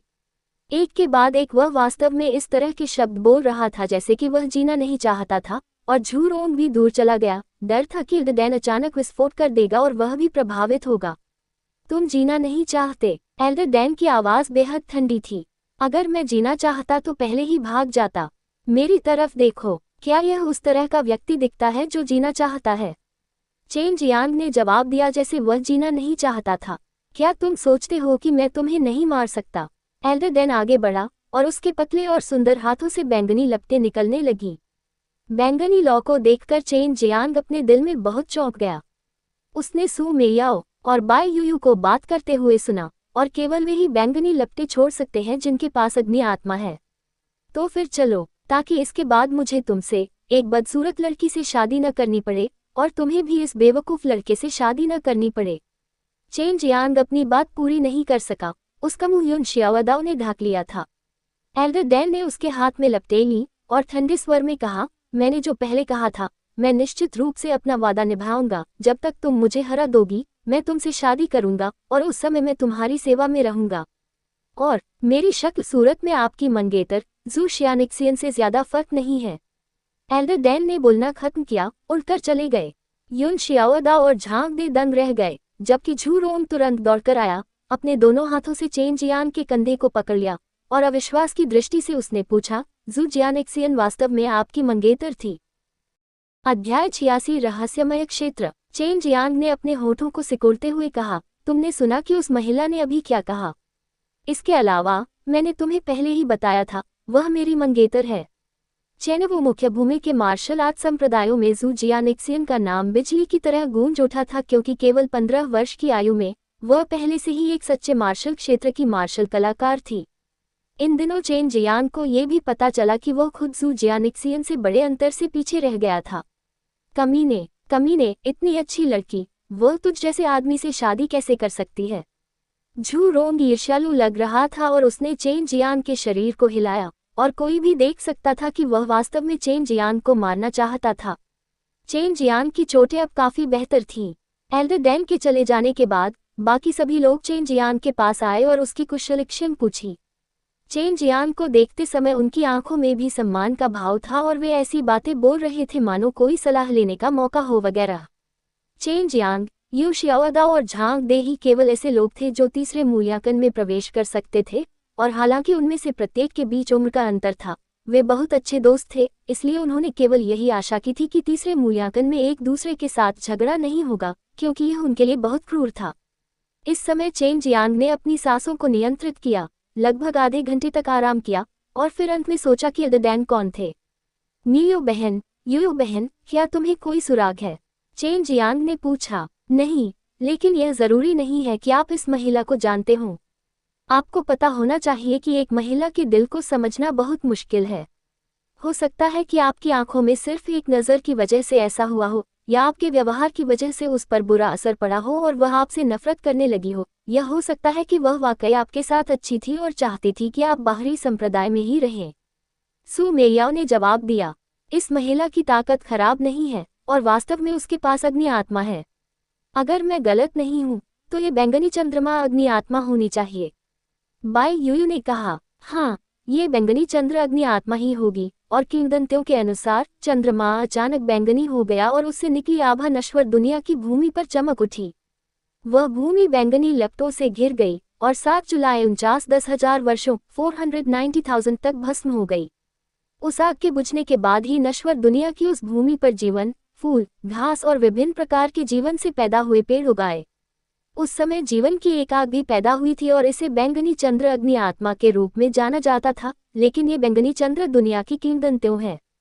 क्या यह महिला बैंगनी चंद्र दुनिया से आती है? सू मेयाओ ने कहा, TLN, the 7th of July 49, संख्या 49, 7 का वर्ग चीनी लोगों, ताओवादी और बौद्ध अनुष्ठानों में उपयोग किया जाता है। उदाहरण के लिए, यह माना जाता है कि हाल ही में मृत आत्मा 49 दिनों तक जीवित दुनिया में रहेगी, इसलिए 49 दिनों के अंत में हमेशा दूसरा अंतिम संस्कार किया जाता है। इसी तरह कई अनुष्ठानों के लिए कलाकार को 49 दिन की सफाई, उपवास आदि से गुजरना पड़ता है। चेन जियांग ने उम्मीद नहीं की थी कि एक अग्नि आत्मा के पास वास्तव में इतना इतिहास होगा, और उसने गुप्त रूप से यह निर्धारित किया कि सू मेयाओ और बाई यूयू ने एक बार कई दुनियाओं की यात्रा की थी। मुझे नहीं पता, मेरी उससे शादी होने तक इंतजार करो। बाद में मैं उससे पूछूंगा और तब हमें पता चलेगा। चेन जियांग ने एक दुष्ट मुस्कान के साथ कहा, भगवान जाने हमें कितने साल इंतजार करना पड़ेगा। यह महिला निर्वाण क्षेत्र में हो सकती है, जो नश्वर दुनिया में सबसे सर्वोच्च अस्तित्व है। सू मेयाओ ने कहा, अपनी चोटों को ठीक करने के बाद चेन जियांग को यह देखकर सुखद आश्चर्य हुआ कि उसका शरीर बहुत मजबूत हो गया था, लेकिन यह भी बहुत स्पष्ट था कि उसकी सच्ची क्यूई बढ़ गई थी। इधर उधर फेंके जाने के बाद उसकी सच्ची क्यूई संकुचित हो गई थी और इसकी गुणवत्ता कई गुना बढ़ गई थी। कुछ ही समय में यह ऊंचाई इतनी स्पष्ट हो गई कि चेन जियांग मन ही मन चौंक गया और उसे संदेह होने लगा कि एल्डरडैन वास्तव में दुर्भावनापूर्ण नहीं हो सकता है, बल्कि बस उसे तेज करना चाहता था। बात बस इतनी थी कि उसके काम करने का तरीका बहुत सख्त और चरम था। मेरे फिर से इनर सेक्ट में प्रवेश करने और एक्सट्रीम डैन कोर्टयार्ड में भर्ती होने का इंतजार करो। उस समय मैं 2 तरह के उपचार का आनंद ले सकता हूँ। चेन जियांग ने फैसला किया और वह अचानक एल्डरडैन के बारे में उत्सुक हो गया। उससे संपर्क करने के लिए वह केवल एक्सट्रीम डैन कोर्टयार्ड में जा सकता था, क्योंकि एल्डरडैन एक्सट्रीम डैन कोर्टयार्ड का प्रमुख था। चेन जियांग, युन शियाओदाओ और झांग दे को झूरोंग ने चरम मार्शल संप्रदाय के सबसे भीतरी क्षेत्र में ले जाया और चेन जियांग और अन्य लोग विभिन्न आकारों के प्रांगण देख सकते थे। 99वें आंतरिक संप्रदाय मार्शल प्रांगण में हम जा रहे हैं, युन शियाओदाओ ने एक संख्यात्मक उत्कीर्णन को देखते हुए कहा। हम एल्डर कोर्टयार्ड जा रहे हैं। मैं भी अपने तीसरे मूल्यांकन के दौरान वहां गया था। झूरोंग ने अपने गोल पेट को थपथपाया और उसके चेहरे पर एक अजीब सी मुस्कान थी। तीसरा मूल्यांकन दूसरे मूल्यांकन जितना डरावना नहीं है, लेकिन यह अभी भी काफी कठिन है, लेकिन इससे गुजरने के बाद कई लाभ होंगे। उन्हें आश्चर्य हुआ कि उन्हें एल्डर कोर्टयार्ड जाना पड़ा, जो एक्सट्रीम मार्शल सेक्ट के सभी बुजुर्गों का आवासीय क्षेत्र है, जिससे चेन जियांग और अन्य लोगों को बहुत दबाव महसूस हुआ। चेन जियांग को यह भी चिंता थी कि एल्डरडैन के साथ उसके संघर्ष के कारण इससे पूरा एल्डर कोर्टयार्ड उसके खिलाफ हो सकता है, फिर वह वास्तव में एक्सट्रीम मार्शल सेक्ट में शामिल नहीं हो पाएगा। एक्सट्रीम मार्शल डीन कई वर्षों तक बंद कमरे में प्रशिक्षण लेते रहे और अब सभी मामलों का प्रबंधन एल्डर वू द्वारा किया जाता है। एल्डरडैन हमेशा ही छिपकर रहते हैं और पूरे वर्ष में एक बार भी व्याख्यान देने के लिए नहीं आते। झूरोंग ने कहा, एल्डर वू तीसरे मूल्यांकन के लिए जिम्मेदार हैं। एल्डर वू चरम मार्शल संप्रदाय में नंबर 3 चरित्र था। वह बहुत सामंजस्यपूर्ण और मिलनसार था और यद्यपि उसकी साधना बहुत उच्च और दूरस्थ थी, फिर भी उसमें अहंकार का जरा भी अंश नहीं था। कई शिष्य उसे पसंद करते थे, जिससे चेन जियांग और अन्य लोगों को गहरी सांस लेनी पड़ी, क्योंकि कम से कम उन्हें एल्डरडैन जैसी मूडी महिला का सामना नहीं करना पड़ा, जो एक अजीब महिला थी। यह एल्डर कोर्टयार्ड है, ये वास्तव में थोड़ा अलग है। युन शियाओदाओ को उम्मीद नहीं थी कि यहाँ चरम मार्शल संप्रदाय में वास्तव में एक स्वर्गशी वैताओ युवा होगा। यहाँ किसी भी तरह की इमारतें नहीं थी, बल्कि पहाड़ और झीलें थीं। एक बहुत ही विशाल मैदान था और हालांकि अब रात हो चुकी थी, लेकिन यहाँ एक चमकीला चांद और कई सितारा रोशनियां चमक रही थीं। यहाँ का नज़ारा बहुत खूबसूरत था। TLN शिवई ताओ युवा आनंद और प्रचुरता की काल्पनिक भूमि, दूसरे शब्दों में स्वर्ग, शांगरी-ला फलां। मैं इस तरह का दृश्य बाहर से क्यों नहीं देख सकता? इसके अलावा ऐसा लगता है कि यह बाहर से तियानमेन शहर से भी बड़ा है। चेन जियांग ने कुछ संदेह के साथ कहा। हाँ, यह एक रहस्यमय क्षेत्र है और कोई व्यक्ति केवल इसके पास होने पर ही अंदर की चीजों को देख सकता है। लेकिन यदि आप दूर से देख रहे हैं तो यह एक तरह की रहस्यमय शक्ति द्वारा अवरुद्ध हो जाएगा। आप जो देख रहे हैं वह रहस्यमय क्षेत्र के प्रवेश द्वार से पहले मौजूद कुछ चीजें हैं। एक गंजा बूढ़ा आदमी, लेकिन एक लंबी सफेद दाढ़ी और लंबी सफेद वही के साथ अचानक चेन जियांग और अन्य लोगों के पीछे दिखाई दिया। चेन जियांग और अन्य लोग चौंक गए और उन्होंने जल्दी से पीछे मुड़कर देखा तो उनके सामने एक गंजा बूढ़ा आदमी खड़ा था, जो हल्का सा मुस्कुरा रहा था और उसकी लंबी सफेद भौहों के नीचे 2 जोड़ी संकुचित बूढ़ी आंखें थीं, जो बहुत सामंजस्यपूर्ण लग रही थीं। रहस्यमय क्षेत्र, कुछ छोटा स्वतंत्र स्थान। यह एक छोटी सी दुनिया के बराबर था और बहुत रहस्यमय था। जैसे कि यह रहस्यमय क्षेत्र बहुत बड़ा नहीं था, लेकिन अगर बाहर से देखा जाए तो यह अदृश्य था और केवल अगर कोई इसके प्रवेश द्वार से जाता तो ही स्पष्ट रूप से देख सकता था। यह अभी भी एक रहस्य था कि इस तरह का रहस्यमय क्षेत्र कैसे बना। चेन जियांग और अन्य लोगों ने रहस्यमय लोकों की किंवदंतियां सुनी हैं, लेकिन वास्तव में उन्हें उम्मीद नहीं थी कि चरम मार्शल संप्रदाय में भी कोई रहस्यमय लोक मौजूद होगा। इसके अलावा यह हेल्ड कोर्टयार्ड में भी था। बुजुर्ग वो, चेन जियांग और अन्य लोगों ने एक स्वर में चिल्लाकर इस बूढ़े व्यक्ति को सलामी दी। एल्डर वू का नाम वू कैमिंग वू कई मिंग था और वह चरम मार्शल संप्रदाय के सुरक्षा मामलों के लिए जिम्मेदार था।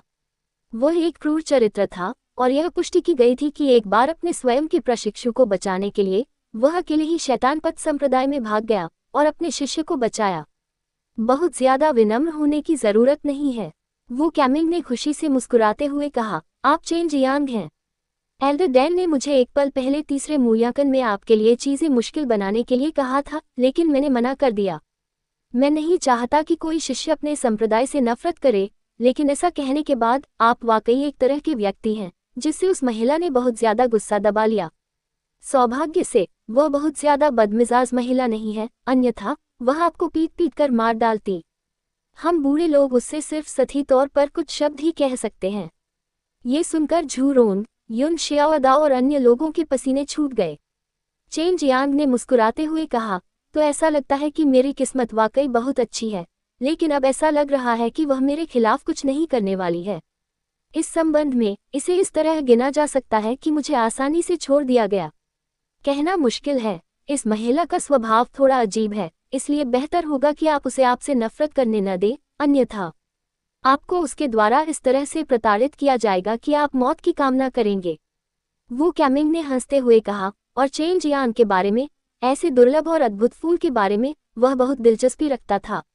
चेन जियांग की क्षमता के लिए ये बहुत से लोगों के लिए बहुत स्पष्ट था कि एल्डर डैन जानबूझकर उसके मामले में चीजों को मुश्किल बना रहे थे और वह अभी भी पास होने में सक्षम था। अब और बकवास मत करो, मैं तीसरे मूल्यांकन की सामग्री के बारे में बात करना शुरू नहीं करूंगा। रहस्यमय क्षेत्र के कुछ क्षेत्रों में आपको राक्षस जानवरों का शिकार करने और उन्हें मारने के लिए एक मिशन पर जाना होगा और आपको इसे 3 दिनों के भीतर करना होगा, जबकि प्रत्येक व्यक्ति को 3 ग्रेड 10 राक्षस जानवरों का शिकार करना होगा। अंदर बहुत बड़ी संख्या में राक्षस जानवर हैं और उनकी ताकत भी आपकी तुलना में तुलनीय है, इसलिए जब तक आप इसे पूरा करते हैं आप तीसरे मूल्यांकन को पास कर सकते हैं। अध्याय 87 एल्डर कोर्टयार्ड। चेन जियांग और अन्य लोग रहस्यमय क्षेत्र के बारे में बहुत कुछ नहीं जानते थे और बस इतना जानते थे कि यह बहुत रहस्यमय था। इसके अलावा इसमें ऐसे क्षेत्र थे जहां बड़ी संख्या में स्वर्ग के खजाने मौजूद थे और यहां तक कि बड़ी संख्या में राक्षस जानवर भी थे। मार्शल कलाकारों के लिए यह एक प्राकृतिक खजाना था, लेकिन इसमें कई अज्ञात खतरे भी थे। एल्डर वू ने उन्हें संदिग्ध भाव में देखा और तुरंत कहा, एल्डर कोर्टयार्ड को पहले ही इस रहस्यमय क्षेत्र में ले जाया जा चुका है और इस रहस्यमय क्षेत्र के अंदरूनी और बाहरी पहलू हमें अच्छी तरह से पता हैं।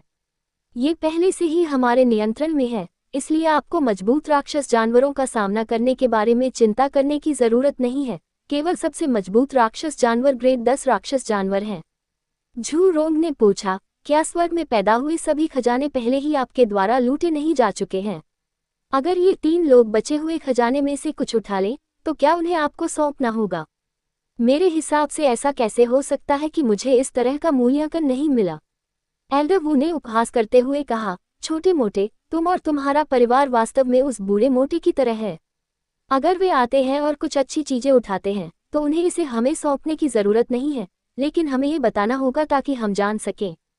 यदि आप इसका निपटान करना चाहते हैं, तो इसे चरम मार्शल संप्रदाय को बेचना प्राथमिकता है। तीसरे मूल्यांकन में उन्हें वास्तव में 3 ग्रेड 10 राक्षस जानवरों का शिकार करना और उन्हें मारना था। ये परीक्षण वास्तव में किसी की संयुक्त शक्ति का परीक्षण था, और चेन जियांग इसके लिए बहुत उत्सुक था। सामने 3 सड़कें हैं, जो क्रमशः 3 या उससे ज्यादा राक्षस जानवरों के स्थानों की ओर जाती हैं। ये स्टोरेज बेल्ट है जिसमें बहुत सारी चीजें रखी जा सकती हैं, और आपको राक्षस जानवरों की लाशें भी वापस लानी होंगी। याद रखें कि आप उन्हें जेब में नहीं रख सकते, वरना हमें पता चल जाएगा। हमने ही राक्षस जानवरों को अंदर रखा है, लेकिन उन्हें मारने के बाद आप राक्षस जानवर का आधा हिस्सा पा सकते हैं, जिसे आपके लिए इनाम माना जा सकता है। एल्डर वू ने 3 ब्लैक बेल्ट निकाली और उन्हें थमा दी। चेन जियांग और अन्य लोगों ने बेल्ट ले ली और उसके बाद एक दूसरे को प्रोत्साहित किया। फिर वे उन रास्तों पर चल पड़े जो उन्हें रहस्यमय क्षेत्र की गहराई में ले गए। एल्डर कोर्टयार्ड कहाँ है? झू रोंग ने चेन जियांग और अन्य लोगों को जाते हुए देखा। उसने चारों ओर देखा लेकिन किसी भी तरह की इमारत नहीं देखी। सीक्रेट, संक्षेप में, यह अंदर है, लेकिन मैं आपको बता सकता हूँ कि एल्डर डैन ने एक्सट्रीम डैन कोर्टयार्ड के अपने कुछ छोटे आंगनों को भी स्थानांतरित कर दिया है। जब तक आप उन कुछ छोटे आंगनों में प्रवेश करते हैं, आप लंबे समय तक अंदर रह पाएंगे। एल्डर वू रहस्यमय ढंग से मुस्कुराए। चरम मार्शल संप्रदाय का एल्डर कोर्टयार्ड हमेशा से एक रहस्य रहा है, और कोई नहीं जानता था कि इसमें कितने बुरे लोग थे। उन्हें उनकी सही ताकत का भी पता नहीं था, क्योंकि लोग केवल कुछ ही बुजुर्गों को जानते थे। कभी कभी एल्डर कोर्टयार्ड में प्रवेश करने के लिए किसी को बहुत शक्तिशाली होने की आवश्यकता नहीं होती है, और जब तक आप एक निश्चित चरण तक पहुंचते हैं, तब तक आपको पता चल जाएगा।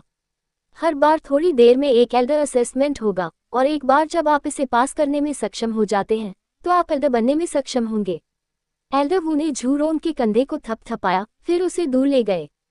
चेन जियांग सड़क पर चल रहा था, सुंदर आकाश में असंख्य तारों को देख रहा था, हवा में सुगंध महसूस कर रहा था, और उसने महसूस किया कि यहाँ आत्मा क्यों ही बहुत समृद्ध है, और उसके दिल में आह भर गई। मुझे उम्मीद नहीं थी कि चरम मार्शल संप्रदाय के पास इतना बड़ा रहस्य होगा, और यहाँ तक कि एक रहस्यमय क्षेत्र भी होगा। मुझे लगता है कि उन्होंने रहस्यमय क्षेत्र के सभी संसाधनों का लगभग दोहन कर लिया है, और अब वे अपने चरम मार्शल संप्रदाय के गोपनीय रहस्य की घोषणा करने की तैयारी कर रहे हैं। ये चरम मार्शल संप्रदाय के लिए गति पैदा करेगा। सू मेयाओ ने कहा, बहन मेयाओ, क्या आपने कोई अन्य रहस्यमय क्षेत्र देखा है? चेन जियांग ने पूछा। बेशक मैंने देखा है, लेकिन ऐसा कुछ नहीं है जो इतना सुंदर हो। कुछ बहुत खतरनाक जगहें हैं, लेकिन उनके अंदर बहुत सारे स्वर्ग के खजाने भी हैं। यह एक तथ्य है, सू मेयाओ ने जवाब दिया। चरम मार्शल संप्रदाय चेनवू मुख्य भूमि में शिखर पर खड़ा हो सकता है, और वे इस रहस्यमय क्षेत्र के आधार पर इस स्तर तक पहुंच गए। एक पुराने प्रांगण में 3 पारदर्शी क्रिस्टल बॉलर्स एक इंसान की ऊंचाई जितनी ऊंची लटकी हुई थी, और 3 क्रिस्टल बॉलर्स से चेन जियांग, युन शियाओदाओ, झांग दे उनके सिलहूट साफ साफ देखे जा सकते थे। यह ऐसा था जैसे आसमान से कोई तस्वीर दिखाई दे रही हो। 3 क्रिस्टल बॉल के बगल में 20 या उससे ज्यादा लोग थे, और इन लोगों में वू कैमिंग, एल्डर डैन और कुछ अन्य बूढ़े पुरुष या महिलाएं भी थीं। वहाँ कई मध्यम आयु वर्ग के और युवा लोग भी थे, लेकिन उनमें से ज्यादातर के चेहरे पर नकाब था, क्योंकि कई वर्षों से किसी भी शिष्य ने द्वितीय मूल्यांकन में सफलता प्राप्त नहीं की थी, और अब चेन जियांग नामक एक असाधारण युवक वहां से गुजरा था। एल्डर कोर्टयार्ड के ये एल्डर पुरुष और महिलाएं सभी चेन जियांग को देखना चाहते थे और यह जानना चाहते थे कि वह द्वितीय मूल्यांकन में किस प्रकार सफल होगा। ये चेन जियांग लड़का बहुत प्रतिभाशाली है, और निश्चित रूप से किसी साधारण व्यक्ति के मार्गदर्शन से इस स्तर तक नहीं पहुंचा है। उसके पीछे कोई शक्तिशाली व्यक्ति होगा, लेकिन वह चरम मार्शल संप्रदाय में क्यों आया? हमने कभी भी उसके द्वारा इस्तेमाल की जाने वाली मार्शल तकनीक नहीं देखी है, और हालांकि वे बहुत उच्च रैंक वाले नहीं हैं, लेकिन उसी स्तर की मार्शल तकनीक से तुलना करने पर वे बहुत मजबूत हैं। एक औसत दिखने वाले युवक ने कहा, हे, मुझे सच में समझ नहीं आ रहा है कि एल्डर डैन उसके साथ इतना बड़ा जुआ क्यों खेलना चाहते हैं। क्या होगा अगर 1 लाख में से एक मौका ऐसा भी हो कि वह जीत जाए? वो कैमिंग ने हंसते हुए कहा। अन्य लोगों ने भी आश्चर्य व्यक्त किया। बुजुर्ग डैन ने ठंडी सांस ली और कहा, बूढ़े आदमी वो, अगर तुमने मुझे अभी पीटा तो मैं तुरंत तुमसे शादी कर लूंगा। जब तक यहाँ कोई मुझे हरा सकता है, मैं उससे शादी कर लूंगा। फिर किसी ने कुछ नहीं कहा। एल्डर डैन के खिलाफ जीतना कोई आसान बात नहीं थी, और यहाँ तक कि बंद दरवाजे के पीछे ट्रेनिंग करने वाले एक्सट्रीम मार्शल डीन भी कोशिश करने की हिम्मत नहीं कर पाते। अब हमें ये पता लगाना होगा कि यह लड़का चरम मार्शल संप्रदाय में क्यों आया। उस युवक ने कहा, उसके पास किसी भी तरह का मकसद नहीं होना चाहिए, क्योंकि हमने जो कुछ भी जाना है उसके अनुसार वह सिर्फ खुद को ऊपर उठाने के लिए चरम मार्शल संप्रदाय में आया था। हालांकि वह दुर्जय मार्शल कौशल का उपयोग कर सकता है, लेकिन ये बहुत ज्यादा नहीं है, और मुझे लगता है कि वह इसी सिलसिले में यहाँ आया होगा। वो कैमिंग ने जवाब दिया। ये भी संभव है कि वह यहाँ सिर्फ अपनी कीमिया तकनीक को बढ़ाने के लिए आया हो, लेकिन उसे एक्सट्रीम डैन कोर्टयार्ड में प्रवेश करने के बारे में सोचना भी नहीं चाहिए, एल्डर डैन ने व्यंग्यात्मक लहजे में कहा। इतना आश्वस्त मत होइए, क्या आपने पहले नहीं कहा था कि आप उसे दूसरे मूल्यांकन में पास नहीं होने देंगे? लेकिन फिर भी वह सफलतापूर्वक पास हो गया, और आपके सामने दिखावा भी किया। एल्डर वू ने हंसते हुए कहा, हंस, ये बदमाश, जल्दी या बाद में एक दिन ऐसा आएगा जब मैं इससे सारा कर चुकाने के लिए कहूंगा। एल्डर डैन ने नाक भान सिकोड़ते हुए कहा, मुझे उम्मीद है कि उसका कोई बुरा इरादा नहीं होगा, अन्यथा हम नरमी नहीं दिखाएंगे। उस युवक ने कहा। एल्डर वू ने अपना सिर हिलाया और कहा, क्या कोई उसे प्रशिक्षु के रूप में लेने में रुचि रखता है? यह एक बहुत अच्छा पौधा है। इसके अलावा हम उसके बारे में स्पष्ट समझ भी प्राप्त कर सकते हैं। यहाँ सभी लोग योग्य लोग थे और निश्चित रूप से एल्डर कोर्टयार्ड सदस्य थे, इसलिए वे सभी बहुत शक्तिशाली थे और उनके पास मजबूत अधिकार थे। इस समय जब वे चर्चा कर रहे थे, तो उन्होंने पहले ही चेन जियांग की क्षमता को देख लिया था। खासकर उनके अदम्य व्यक्तित्व ने भी उनकी अधिकांश प्रशंसा प्राप्त की थी। जो कोई भी उसे प्रशिक्षु के रूप में स्वीकार करने की हिम्मत करता है, वह मेरे खिलाफ है। एल्डर डैन अचानक चिल्लाया, जिससे सभी एक बार फिर शांत हो गए। भले ही बॉस डीन उसे प्रशिक्षु के रूप में चाहते हों, मैं उसे बेहतर महसूस नहीं करवाऊंगा। यह उल्लेख करने की आवश्यकता नहीं है कि वह सच्चे मार्शल दायरे में प्रवेश करेगा या नहीं, यह अभी भी अनिश्चित नहीं है। कई वर्षों से हमने कई प्रतिभाशाली लोगों को जीवन भर के लिए नश्वर मार्शल दायरे के 10वें स्तर पर अटके हुए नहीं देखा है। हर कोई देख सकता था कि एल्डर डैन चेन जियांग से बहुत नफरत करता था। इस समय वे भी उन शिष्यों की तरह ही थे और समझ नहीं पा रहे थे कि एल्डर डैन चेन जियांग से इतनी नफरत क्यों करता है। बेटी, तुम कंजूस हो, क्या इसलिए नहीं कि उस घमंडी नौजवान ने तुम्हारा विरोध किया या कुछ और? क्या तुम अभी भी उसी में उलझी हुई हो? एक बूढ़ा आदमी हंसा और अपना सिर हिलाया, और जब सबने सुना तो उनका शरीर कांपने लगा, क्योंकि वे जानते थे कि यह रहस्यमय एल्डर डैन बहुत प्रतिशोधी था, और जिस व्यक्ति से वह नफरत करती थी उसका अंत अच्छा नहीं होगा। बहुत समय पहले डेविल पाथ में कुछ डरावने शैतान लॉर्ड्स ने उसे बदनाम करने के लिए शब्दों का इस्तेमाल किया था, और उसने उनकी किस्मत को मौत से भी बदतर बना दिया था। चेन जियांग इस समय मुस्कुरा रहा था और इत्मीनान से सड़क पर चलते हुए खूबसूरत रहस्यमय क्षेत्र को देख रहा था। उसे बिल्कुल भी पता नहीं था कि उसे अजीब बूढ़े लोगों के एक समूह द्वारा देखा और चर्चा की जा रही थी, और इसके अलावा उसे ये भी नहीं पता था कि एल्डर डैन उसके लिए चीजों को मुश्किल बनाने के लिए एक और तरीका सोच रहा था। अध्याय 88 खजाने की खोज। चेन जियांग जिस सड़क पर चल रहा था वह ईंटों से पक्की थी, लेकिन अब वह अचानक मिट्टी की सड़क में बदल गई। चेन जियांग ने भी खुद को शांत किया, क्योंकि उसे लगा कि वह राक्षस जानवरों से भरे क्षेत्र में प्रवेश कर गया है। वह मैदानी क्षेत्र को छोड़कर ऐसे क्षेत्र में पहुंचा जहां बहुत सारी घास फूस थी, और अचानक उसने कुछ देखा। लगता है कि वहां इंसान हैं। राक्षस जानवर की सांसें निश्चित रूप से ऐसी नहीं होनी चाहिए। चेन जियांग अपने दिल में अनिश्चित था, क्योंकि उसने महसूस किया कि कुछ इंसान घास के घने टुकड़े के अंदर छिपे हुए हैं। चेन जियांग का शरीर थोड़ा हिल गया, जिससे सच्ची क्यूई की एक लहर निकली और उसके चारों ओर की घास फूस बिखर गई। तभी 4 युवक दिखाई दिए, जिन्होंने चरम मार्शल संप्रदाय के शिष्य की पोशाक पहन रखी थी, और उनमें से प्रत्येक के हाथ में एक काली छड़ी थी। तुम क्या करना चाहते हो? चेन जियांग ने जोर से पूछा, और उसने महसूस किया कि इन 4 शिष्यों के शरीर से एक तरह की चमकीली अग्नि क्यूई निकल रही है। ये चारों व्यक्ति अग्नि से संबंधित थे, और वे सभी हल्की औषधीय जड़ी बूटियों की गंध छोड़ रहे थे। केवल वही व्यक्ति जो पूरे साल जड़ी बूटियों से जुड़ा हुआ हो, उसे इस तरह की गंध आ सकती है। चारों व्यक्ति नश्वर मार्शल क्षेत्र के 10वें स्तर पर थे। उसी समय उन्होंने आगे बढ़कर चेन जियांग को घेर लिया। आप चेन जियांग हैं? एक नाजुक और सुंदर दिखने वाले आदमी ने पूछा। हाँ, चेन जियांग की आवाज गिर गई। इस बीच 4 लोगों ने एक साथ अपने हाथों में छड़ी लेकर चेन जियांग की ओर लहराया। चेन जियांग ने तुरंत एक की हुई आभा ढाल जारी की, जिससे 4 आने वाली लोहे की छड़ें अवरुद्ध हो गईं, और व्यंग्यात्मक लहजे में कहा, आप एक्सट्रीम डैन कोर्टयार्ड से हैं, है ना? चेन जियांग के शब्दों से चारों पुरुषों का पूरा शरीर कांप उठा, लेकिन उन्होंने कुछ नहीं कहा और चेन जियांग पर हमला करना जारी रखा। चेन जियांग ने निष्कर्ष निकाला कि ये 4 व्यक्ति आंतरिक संप्रदाय के शिष्य थे, लेकिन चरमदान प्रांगण से भी थे, क्योंकि उनकी ताकत भी खराब नहीं थी। 4 काली लोहे की छड़ें लाल हो गईं, भयंकर लपटों के साथ जल रही थीं, और एक झुलसाने वाली गर्म की हुई आभा छोड़ रही थी। कोई छुरा घोंप रहा था, कोई हमला कर रहा था, और कोई चेन जियांग पर हमला करने के लिए अपनी छड़ी उठा रहा था। संपादकीय टिप्पणी: चौथा व्यक्ति क्या कर रहा है, ये निश्चित नहीं है, लेकिन ये प्रश्न लेखक से पूछें। पी. चारों पुरुषों और चेन जियांग की ताकत लगभग एक समान थी, और उनके द्वारा छोड़ी गई भयावह शक्ति को महसूस करते हुए चेन जियांग को अब आंतरिक संप्रदाय और बाहरी संप्रदाय के शिष्य के बीच का अंतर समझ में आया। चेन जियांग के लिए यह पहली बार था कि वह कई समान रूप से बराबरी के विरोधियों से घिरा हुआ था, लेकिन वह घबराया नहीं। उसकी भौहें सिकुड़ गईं, और उसके शरीर से एक अंतहीन वध की हुई चारों लोगों के शरीर को ढांकते हुए फैल गई, जिससे वे अचानक चौंक गए। जिस क्षण वे आश्चर्यचकित हुए, चेन जियांग ने भयंकर रूप से 360 डिग्री किक मारी, और वर्मिलियन बर्ड ट्रू क्यूई और एजियो ड्रैगन ट्रू क्यूई उसके पैरों पर इकट्ठा हो गए, एक भयानक आग और बिजली की शक्ति को उड़ाते हुए अपने हाथों में लोहे की छड़ी को लात मारकर गिरा दिया, जिसके बाद हवा में एक भयंकर छलांग लगाई गई। क्या तुम्हें डैन ने भेजा था? उससे कहो, अगर वह फिर से किसी को भेजती है, तो मुझे असभ्य होने का दोष मत देना। जो कोई भी मेरे मूल्यांकन में बाधा डालेगा, मैं उसे नष्ट कर दूंगा।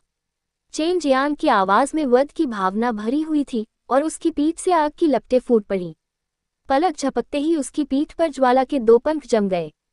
चेन जियांग ने वर्मिलियन बर्ड फायर विंग छोड़ा, और उन शिष्यों के घेरे से बाहर निकल गया। अगर उसने स्लॉटिंग हॉट नहीं डाला होता, तो वह निश्चित रूप से अभी भी 4 आदमियों से घिरा होता और उसके लिए बाहर निकलना बहुत मुश्किल होता। कम से कम उसे अपना समय और ताकत खर्च करनी पड़ती। आंगन के अंदर वुकेमिंग ने आह भरी और कहा, डैन, तुम्हें बस हार मान लेनी चाहिए। इस बदमाश की वध करने की शक्ति बहुत भारी है, और अगर वह गुस्सा हो गया, तो शायद वह वास्तव में हत्या करना शुरू कर देगा।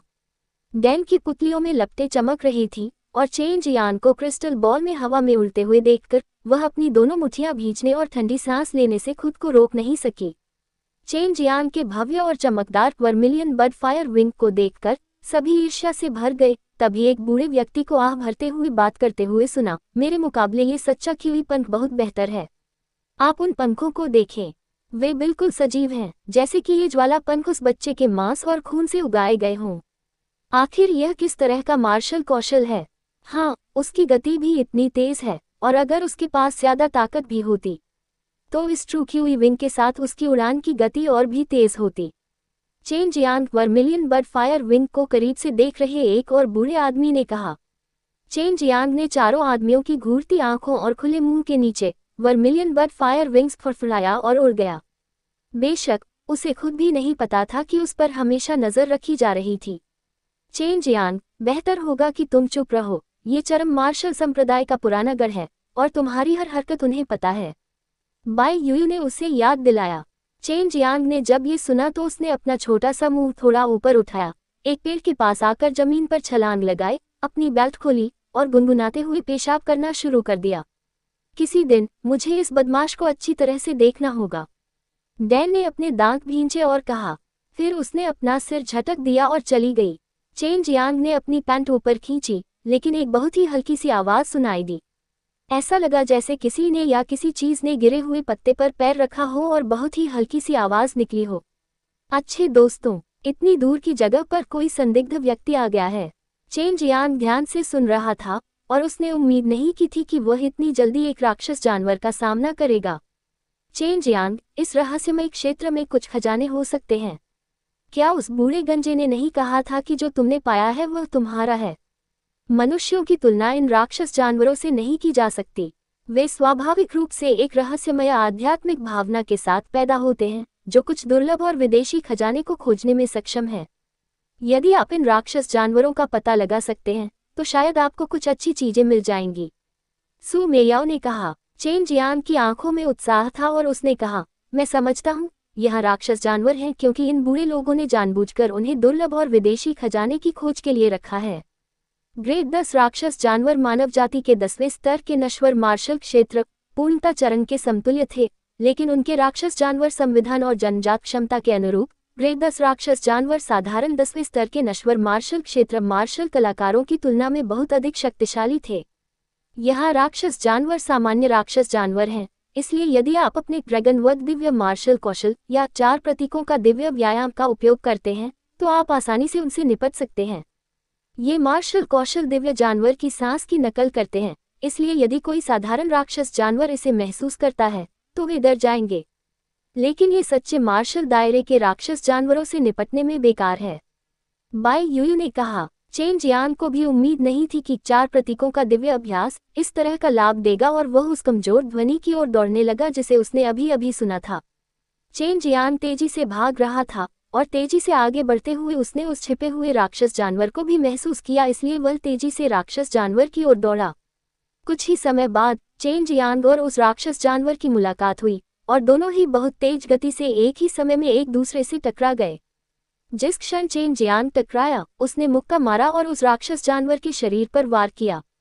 ये जानवर काले कवच से ढका हुआ था और यह नीली आंखों वाला एक तेंदुआ था। इसे बहुत बड़ा नहीं माना जा सकता था, लेकिन ये बहुत संवेदनशील राक्षस जानवर था। ग्रेट 10 राक्षस जानवर के योग्य। मेरी मुट्ठियों ने इसे मारा, लेकिन इसने जरा सा भी नुकसान नहीं पहुंचाया। चेन जियांग ने उस नीली आंखों वाले तेंदुए को तेजी से और हिंसक रूप से अपनी ओर आते देखा और वह खुद को चिल्लाने से रोक नहीं सका। चेन जियांग का शरीर कांप उठा, एक सुनहरी रोशनी बाहर निकली और उसके दिल में वह चुपचाप हॉट लॉ का पाठ कर रहा था। उसके शरीर के भीतर मौजूद व्हाइट टाइगर ट्रू की हुई ड्रैगन ऑरा में तब्दील हो गई, क्योंकि वह dragon slayer divine martial skill का इस्तेमाल कर रहा था। हालांकि यह एक अधूरा ड्रैगन स्लेयर दिव्य मार्शल कौशल था, लेकिन ये चेन जियांग के शरीर को एक ड्रैगन के कमजोर दबाव को छोड़ने की अनुमति दे सकता था, और इसके अलावा ये व्हाइट टाइगर ट्रू क्यूई से बना स्लॉटर क्यूई भरा हुआ था, जिसने इसे और भी भयावह बना दिया था। जैसा कि बाई यूयू ने पहले कहा था, आम राक्षस जानवर इस तरह की सांस से बहुत डरते थे, इसलिए जब इस तरह की सांस झपट्टा मारती थी तो तेंदुए का शरीर भयंकर रूप से कांपता था और उसकी गति भी बहुत कम हो जाती थी। चेन जियांग ने उस कांपते हुए नीली आंखों वाले तेंदुए की ओर मुट्ठी मारी, उसके सिर पर वार किया और उसे चीखने पर मजबूर किया, लेकिन जमीन पर गिरने के बाद वह एक बार फिर मजबूती से खड़ा हो गया। अच्छा दोस्तों, ये गिरा नहीं। चेन जियांग ने उस कांपते हुए नीली आंखों वाले तेंदुए को चिढ़ाते हुए देखा। नीली आंखों वाले तेंदुए ने गुर्राहट की आवाज निकाली और अप्रत्याशित रूप से मुड़कर भाग गया। यह आदमी अप्रत्याशित रूप से मुझसे डर गया है। चेन जियांग हंसा और जल्दी से उसका पीछा किया, और वह नीली आंखों वाले पैंथर से भी तेज था, जबकि उसके शरीर से स्लॉटर क्यूई से बनी ड्रैगन क्यूई आभा निकल रही थी। ये देखकर प्रांगण के अंदर बैठे लोग बहुत हैरान हो गए। राक्षस जानवर वास्तव में एक इंसान से डर गया था, जैसे एक चूहा बिल्ली को देखकर भाग जाता है, और कुछ बूढ़े लोगों के दिलों में अचानक एक बुरी भावना उभर आई। अध्याय 89 नीला गहरा फल। चेन जियांग जब चाहे नीली आंखों वाले तेंदुए से आगे निकल सकता था, लेकिन वह जानबूझकर उसका पीछा न तो बहुत तेज कर रहा था और न ही बहुत धीमी गति से। उसका लक्ष्य बहुत स्पष्ट था, वह इस नीली आंखों वाले तेंदुए का पीछा करना चाहता था और उसके अंतिम गंतव्य पर एक नज़र डालना चाहता था। एल्डर कोर्टयार्ड के अंदर मौजूद बूढ़े लोगों ने चेन जियांग के इरादों को जल्दी ही समझ लिया, इससे उनके दिल थोड़े असहज हो गए। चेन जियांग ने नीली आंखों वाले तेंदुए का पीछा किया जब तक वे एक बड़े पेड़ के पास नहीं पहुंच गए। नीली आंखों वाला तेंदुआ उस बड़े पेड़ पर चढ़ गया और चेन जियांग ने भी उसका पीछा किया। उस पेड़ के ऊपर एक खोखला प्रवेश द्वार था। जैसे ही चेन जियांग उस प्रवेश द्वार के अंदर गया, नीली आंखों वाला तेंदुआ चीखने और कांपने लगा। भागने का कोई रास्ता नहीं था, केवल एक मृत अंत था। उस खोखले क्षेत्र के अंदर एक घास का ढेर था, जिस पर कुछ पत्थर थे जो अंडे की तरह दिखते थे और एक मजबूत नीला आभा उत्सर्जित करते थे। चेन जियांग ने ठंडी हवा से भरा मुंह अंदर खींचा और कहा, नीला गहरा फल और उनमें से 5। यह एक फाउंडेशन बिल्डिंग डैम को परिष्कृत करने के लिए आवश्यक प्रमुख सामग्री है। नीला गहरा फल एक प्रकार का कंदीय फल था। बहुत कम ही प्राचीन पेड़ों के नीचे की जड़ें कभी कभी बड़ी मात्रा में स्पिरिट किवी इकट्ठा करना शुरू कर देती थी। अगर सही जगह और समय पर कुछ विशेष परिस्थितियों के साथ जड़ें फल में बदल सकती हैं। हालांकि इन पूर्वापेक्षाओं को पूरा करने वाला पेड़ होना बेहद दुर्लभ था। थोड़ी देर के लिए चौंकने के बाद चेन जियांग ने जल्दी से उन 5 फलों को उठाया और उन्हें अपने स्टोरेज पाउच में रख लिया। फिर उसने उस नीली आंखों वाले तेंदुए से मुस्कुराते हुए कहा, धन्यवाद, मैं इसके लिए तुम्हारी जान बख्श दूंगा। पेड़ से नीचे कूदते हुए चेन जियांग बहुत उत्साहित था। वह जल्दी से जंगल के उस हिस्से से निकल गया। उसने कभी उम्मीद नहीं की थी कि उसे 5 नीले गहरे फल मिलेंगे, लेकिन एल्डर कोर्टयार्ड के अंदर मौजूद एल्डर्स के लिए यह और भी चौंकाने वाला था। हालांकि वे सभी बहुत मजबूत विशेषज्ञ थे, लेकिन इस छोटे शैतान को, जिसने सच्चे मार्शल दायरे में प्रवेश भी नहीं किया था, इतनी अच्छी सामग्री प्राप्त करते देखकर वे उससे ईर्ष्या करने से खुद को रोक नहीं पाए। सुबह का समय आया और गर्म धूप ने इस रहस्यमयी क्षेत्र में वातावरण को भर दिया। वर्तमान में चेन जियांग एक स्टील ब्लेड पकड़े हुए था और एक टीले के ऊपर खड़ा था, राक्षस जानवरों के लिए हरे भरे मैदान को देख रहा था। ये परेशान करने वाला बदमाश दिन के उजाले में वहां खड़ा है। वह अपनी मौत चाहता है। ये ग्रेड 10 आयरन आर्मर बैलों का चरागाह है, एल्डर डैन ने व्यंग्य किया। इस लड़के के पास कुछ विचित्र और अनोखे मार्शल कौशल हैं। वह वास्तव में राक्षस जानवरों को उससे डरने में सक्षम है। क्या ये ड्रैगन मार्शल आर्ट का एक प्रकार है? वो कैमिंग के चेहरे पर एक संदिग्ध भाव था। इस समय चेन जियांग, जो अभी भी टीले के ऊपर खड़ा था, ने जंगल के अंदर से लगभग 20 बैलों को निकलते देखा। भारी कदमों से मार्च करते हुए हर कोई चिल्ला रहा था। उनके शरीर पुखराज रंग के कवच से ढके हुए थे जो बहुत तेज और सख्त लग रहे थे। झुंड का नेतृत्व करने वाले के सिर से 2 दरांती जैसे सींग निकले हुए थे। उसकी मुद्रा से ऐसा लग रहा था कि वह अपने रास्ते में आने वाली किसी भी चीज पर हमला करने और उसे कुचलने के लिए तैयार है। अचानक लगभग 20 या उससे ज्यादा जानवर दिखाई दिए। इतना ही नहीं, बल्कि वे ग्रेड 10 के राक्षस जानवर थे। अगर कोई साधारण मार्शल आर्टिस्ट ये देखता तो वह निश्चित रूप से झुंड से दूर रहना पसंद करता। लेकिन चेन जियांग कोई साधारण मार्शल आर्टिस्ट नहीं था। उसने अपना ब्लेड निकाला और झुंड की ओर दौड़ा। यह पागल बच्चा, क्या वह सिर्फ मौत की तलाश में है? वो कैमिंग खुद को रोक नहीं पाया और चिल्लाया। हालांकि उसे चेन जियांग की असली ताकत के बारे में कुछ समझ थी, लेकिन उसने नहीं सोचा था कि चेन जियांग सभी आयरन आर्मर बुल्स से निपटने में सक्षम होगा। किसी को अपनी ओर भागते देख आयरन आर्मर बैलों का झुंड अचानक दहाड़ने लगा। अपेक्षाकृत बड़ा बैल नेता झुंड से बाहर निकल आया और गुस्से से गुर्राने लगा। उसके मोटे और मजबूत खुर घास के मैदान को रौंद रहे थे और हर कदम पर तरह तरह की घास और मिट्टी हवा में उछल रही थी। गड़गड़ाहट की आवाज निकालते हुए वह चेन जियांग की ओर भागा और रास्ते में तेज हवा का झोंका भी आया। आयरन आर्मर बुल के 2 विशाल सींग सीधे चेन जियांग की ओर इशारा कर रहे थे। ऐसा लग रहा था जैसे 2 तीखे और विशाल कांटे उसकी ओर तेजी से बढ़ रहे हों। इससे पहले कि बैल उसके पास पहुंचता, चेन जियांग एक तरफ हट गया और उसी समय उसने अपनी तलवार को काटने की मुद्रा में लहराया। चेन जियांग ने अपनी जोरदार सच्ची क्यूई को तलवार में डाला था, जो बदले में क्यूई आभा में बदल गई, जो ब्लेड से बाहर निकलकर उसे और भी तेज बना रही थी। क्लैंग! स्टील की तलवार ने उस आयरन आर्मर बैल की गर्दन पर वार किया और उसके वार से चिंगारी और तीव्र क्यूई तरंगे फूट पड़ी। चेन जियांग का स्टील ब्लेड टुकड़ों में बिखर गया। वह वास्तव में बैल की गर्दन काटने में सफल नहीं हुआ और केवल अपने ही हथियार को नष्ट कर दिया। इस समय चेन जियांग को एहसास हुआ कि साधारण ग्रेड के हथियार ग्रेड 10 राक्षस जानवरों से आसानी से निपटने में सक्षम नहीं होंगे। भले ही उसने अपनी जोरदार क्यूई आभा को जोड़ा, लेकिन उसके वार ने केवल आयरन आर्मर बुल को हिला दिया और इससे ज्यादा कुछ नहीं। चेन जियांग के प्रहार से वास्तव में बैल को कोई चोट नहीं आई और यह स्पष्ट था कि बैल का लौह कवच कितना मजबूत था। ये बच्चा अभी भी बहुत अपरिपक्व है। तुम्हें पता है, जल्दी या बाद में उसे एक झटका लगेगा, एल्डर डैन ने व्यंग्य किया। वह और वो कैमिंग दूर से चेन जियांग की ओर सरपट दौड़ते हुए बड़े बैल के झुंड को देख रहे थे।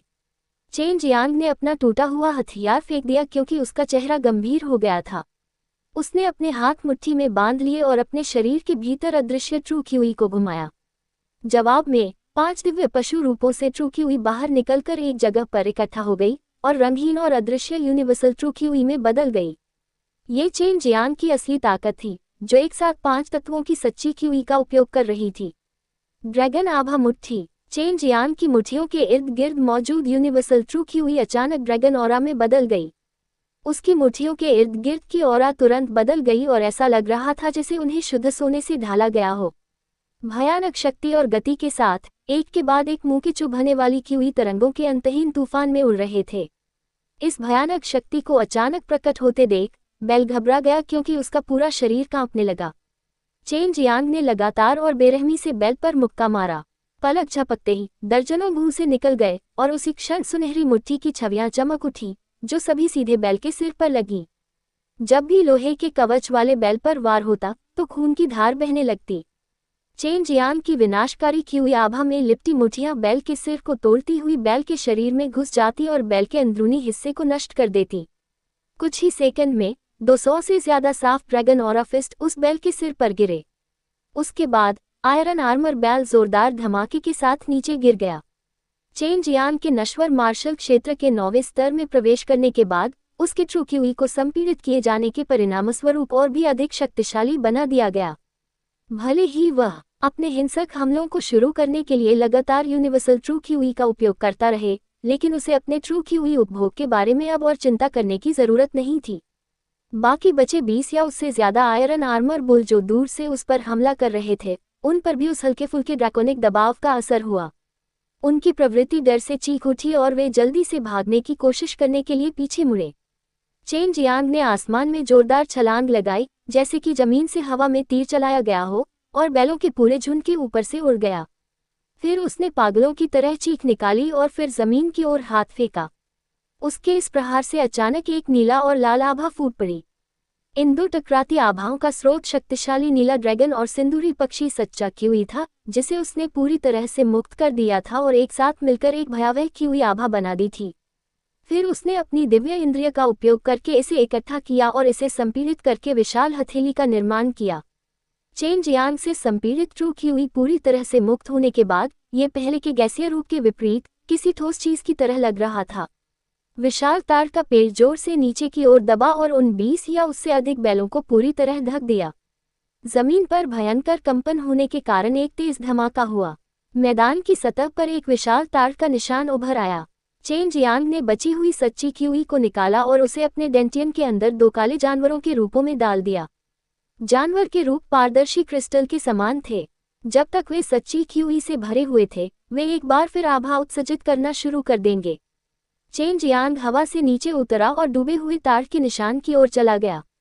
पलक झपकते ही उन 20 या उससे ज्यादा बैलों को कुचलकर मार दिया गया और वे विशालकाय मांस के टुकड़ों में बदल गए। तार के निशान जैसा दिखने वाले इस गड्ढे के अंदर एक जगह खून और मांस से भरी हुई थी जिससे बहुत ही घिनौना दृश्य बन गया था। वो कैमिंग ने अपनी बूढ़ी आंखें कुछ बार झपकाईं, बस ये सुनिश्चित करने के लिए कि वह बूढ़ा तो नहीं हो रहा है।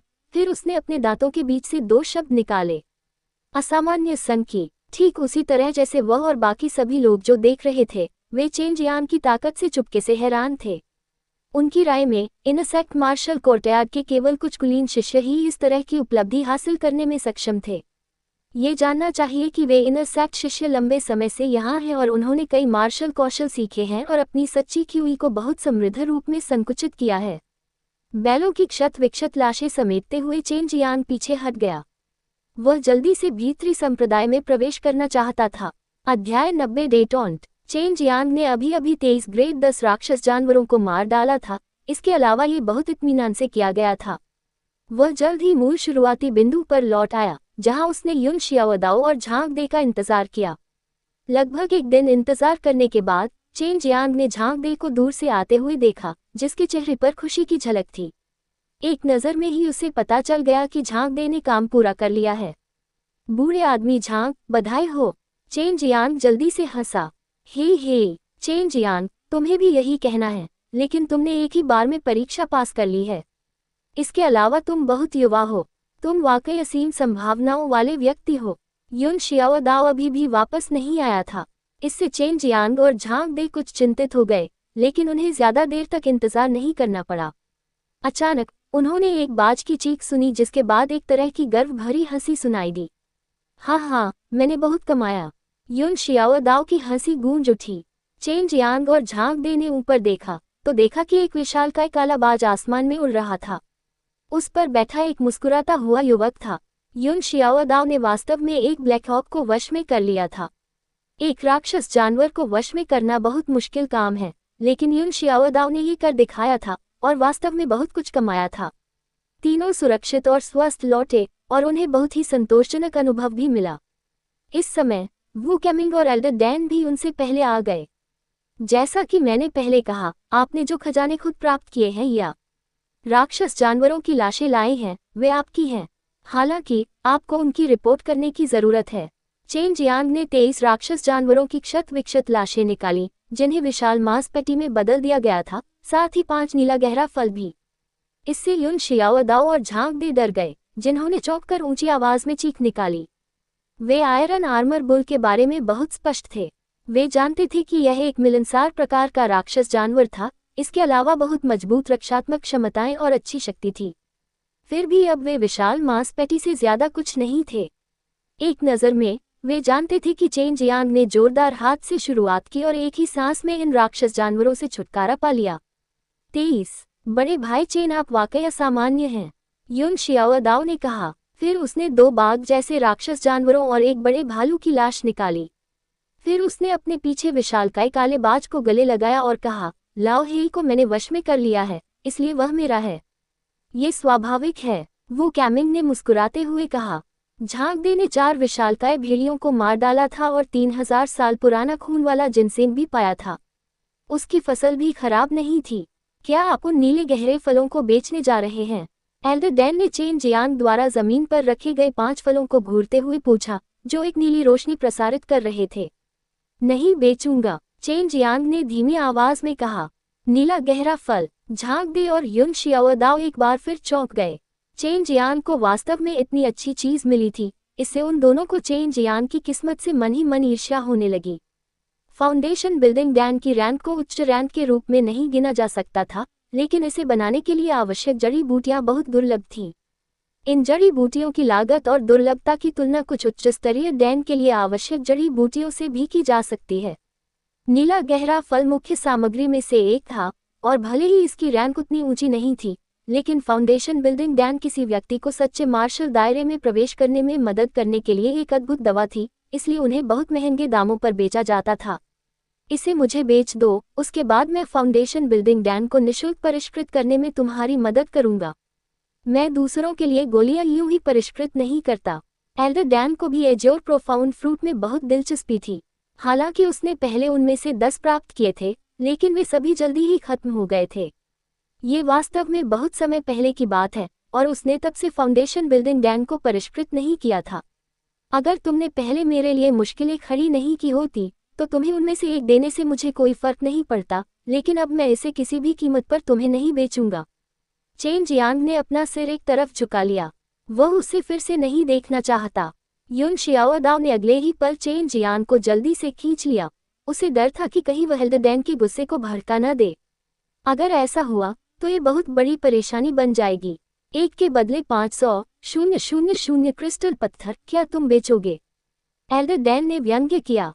उसे विश्वास नहीं होता कि चेन जियांग को प्रलोभन नहीं होगा। मैं नहीं बेचूंगा, चेन जियांग ने दृढ़ता से उत्तर दिया। 1000,000 क्रिस्टल पत्थर बेचेंगे या नहीं? एल्डर डैन ने ठंडे स्वर में पूछा।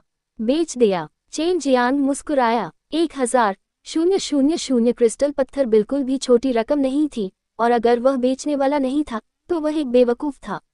इसके अलावा यह एल्डर डैन के साथ उसके रिश्ते के लिए भी बुरा होगा। हन्फ, मैं नहीं खरीदूंगा, एल्डर डैन ने कहा और एक नाराज छोटी लड़की की तरह जमीन पर अपना पैर पटका और जाने के लिए मुड़ गया। चेन जियांग ने अपने होठों को सिकुड़ते हुए कहा, छी, यह महिला अपना वादा तोड़ रही है।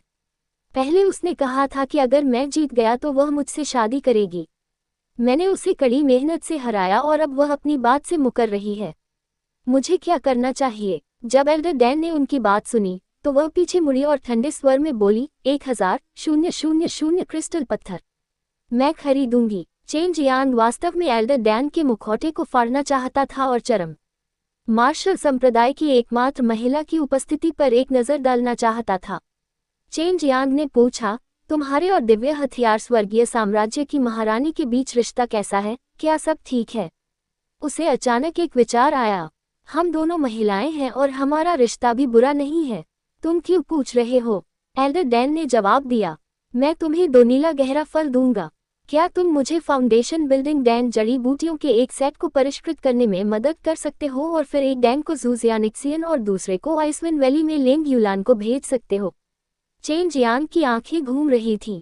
फाउंडेशन बिल्डिंग डैन के लिए जड़ी बूटियों के एक पूरे सेट को सफलतापूर्वक परिष्कृत करने से अधिकतम 2 डैन प्राप्त होंगे अगर बिना किसी बर्बादी के किया जाए। आमतौर पर कीमियागर केवल एक डैन को परिष्कृत करने में सक्षम थे, लेकिन चेन जियांग का दृढ़ विश्वास था कि एल्डर डैन 2 डैन का उत्पादन करने में सक्षम था। मैं आपके क्रिस्टल स्टोन नहीं लूंगा।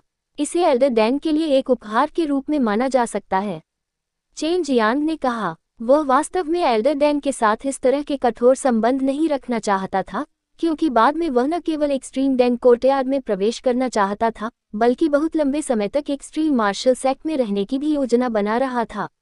हो सकता है कि भविष्य में जब वह अनुभव के लिए चेनवू मुख्य भूमि का पता लगाने के लिए बाहर जाए तो वह कुछ परेशानी खड़ी कर दे। उस समय उसे एक्सट्रीम मार्शल सेक्ट में आश्रय लेने की आवश्यकता हो सकती है। वू काइमिंग, यू शियाओदाओ और झांग दे सभी चेन जियांग के इस तरह से व्यवहार करने का कारण समझ सकते थे और उन्होंने इसका भरपूर समर्थन भी किया। एल्डर डैन कुछ क्षण के लिए चुप रहे और फिर बोले, क्या तुम जानना चाहते हो कि मैं तुमसे नफरत क्यों करता हूँ? चेन जियांग ने अपना सिर हिलाया, आह भरी, और फिर कहा, मैं जानना बहुत चाहूंगा। अगर तुम मुझे हरा दोगे तो मैं तुम्हें बता दूंगा। एल्डर डैन ने 2 नीले गहरे फल उठाए।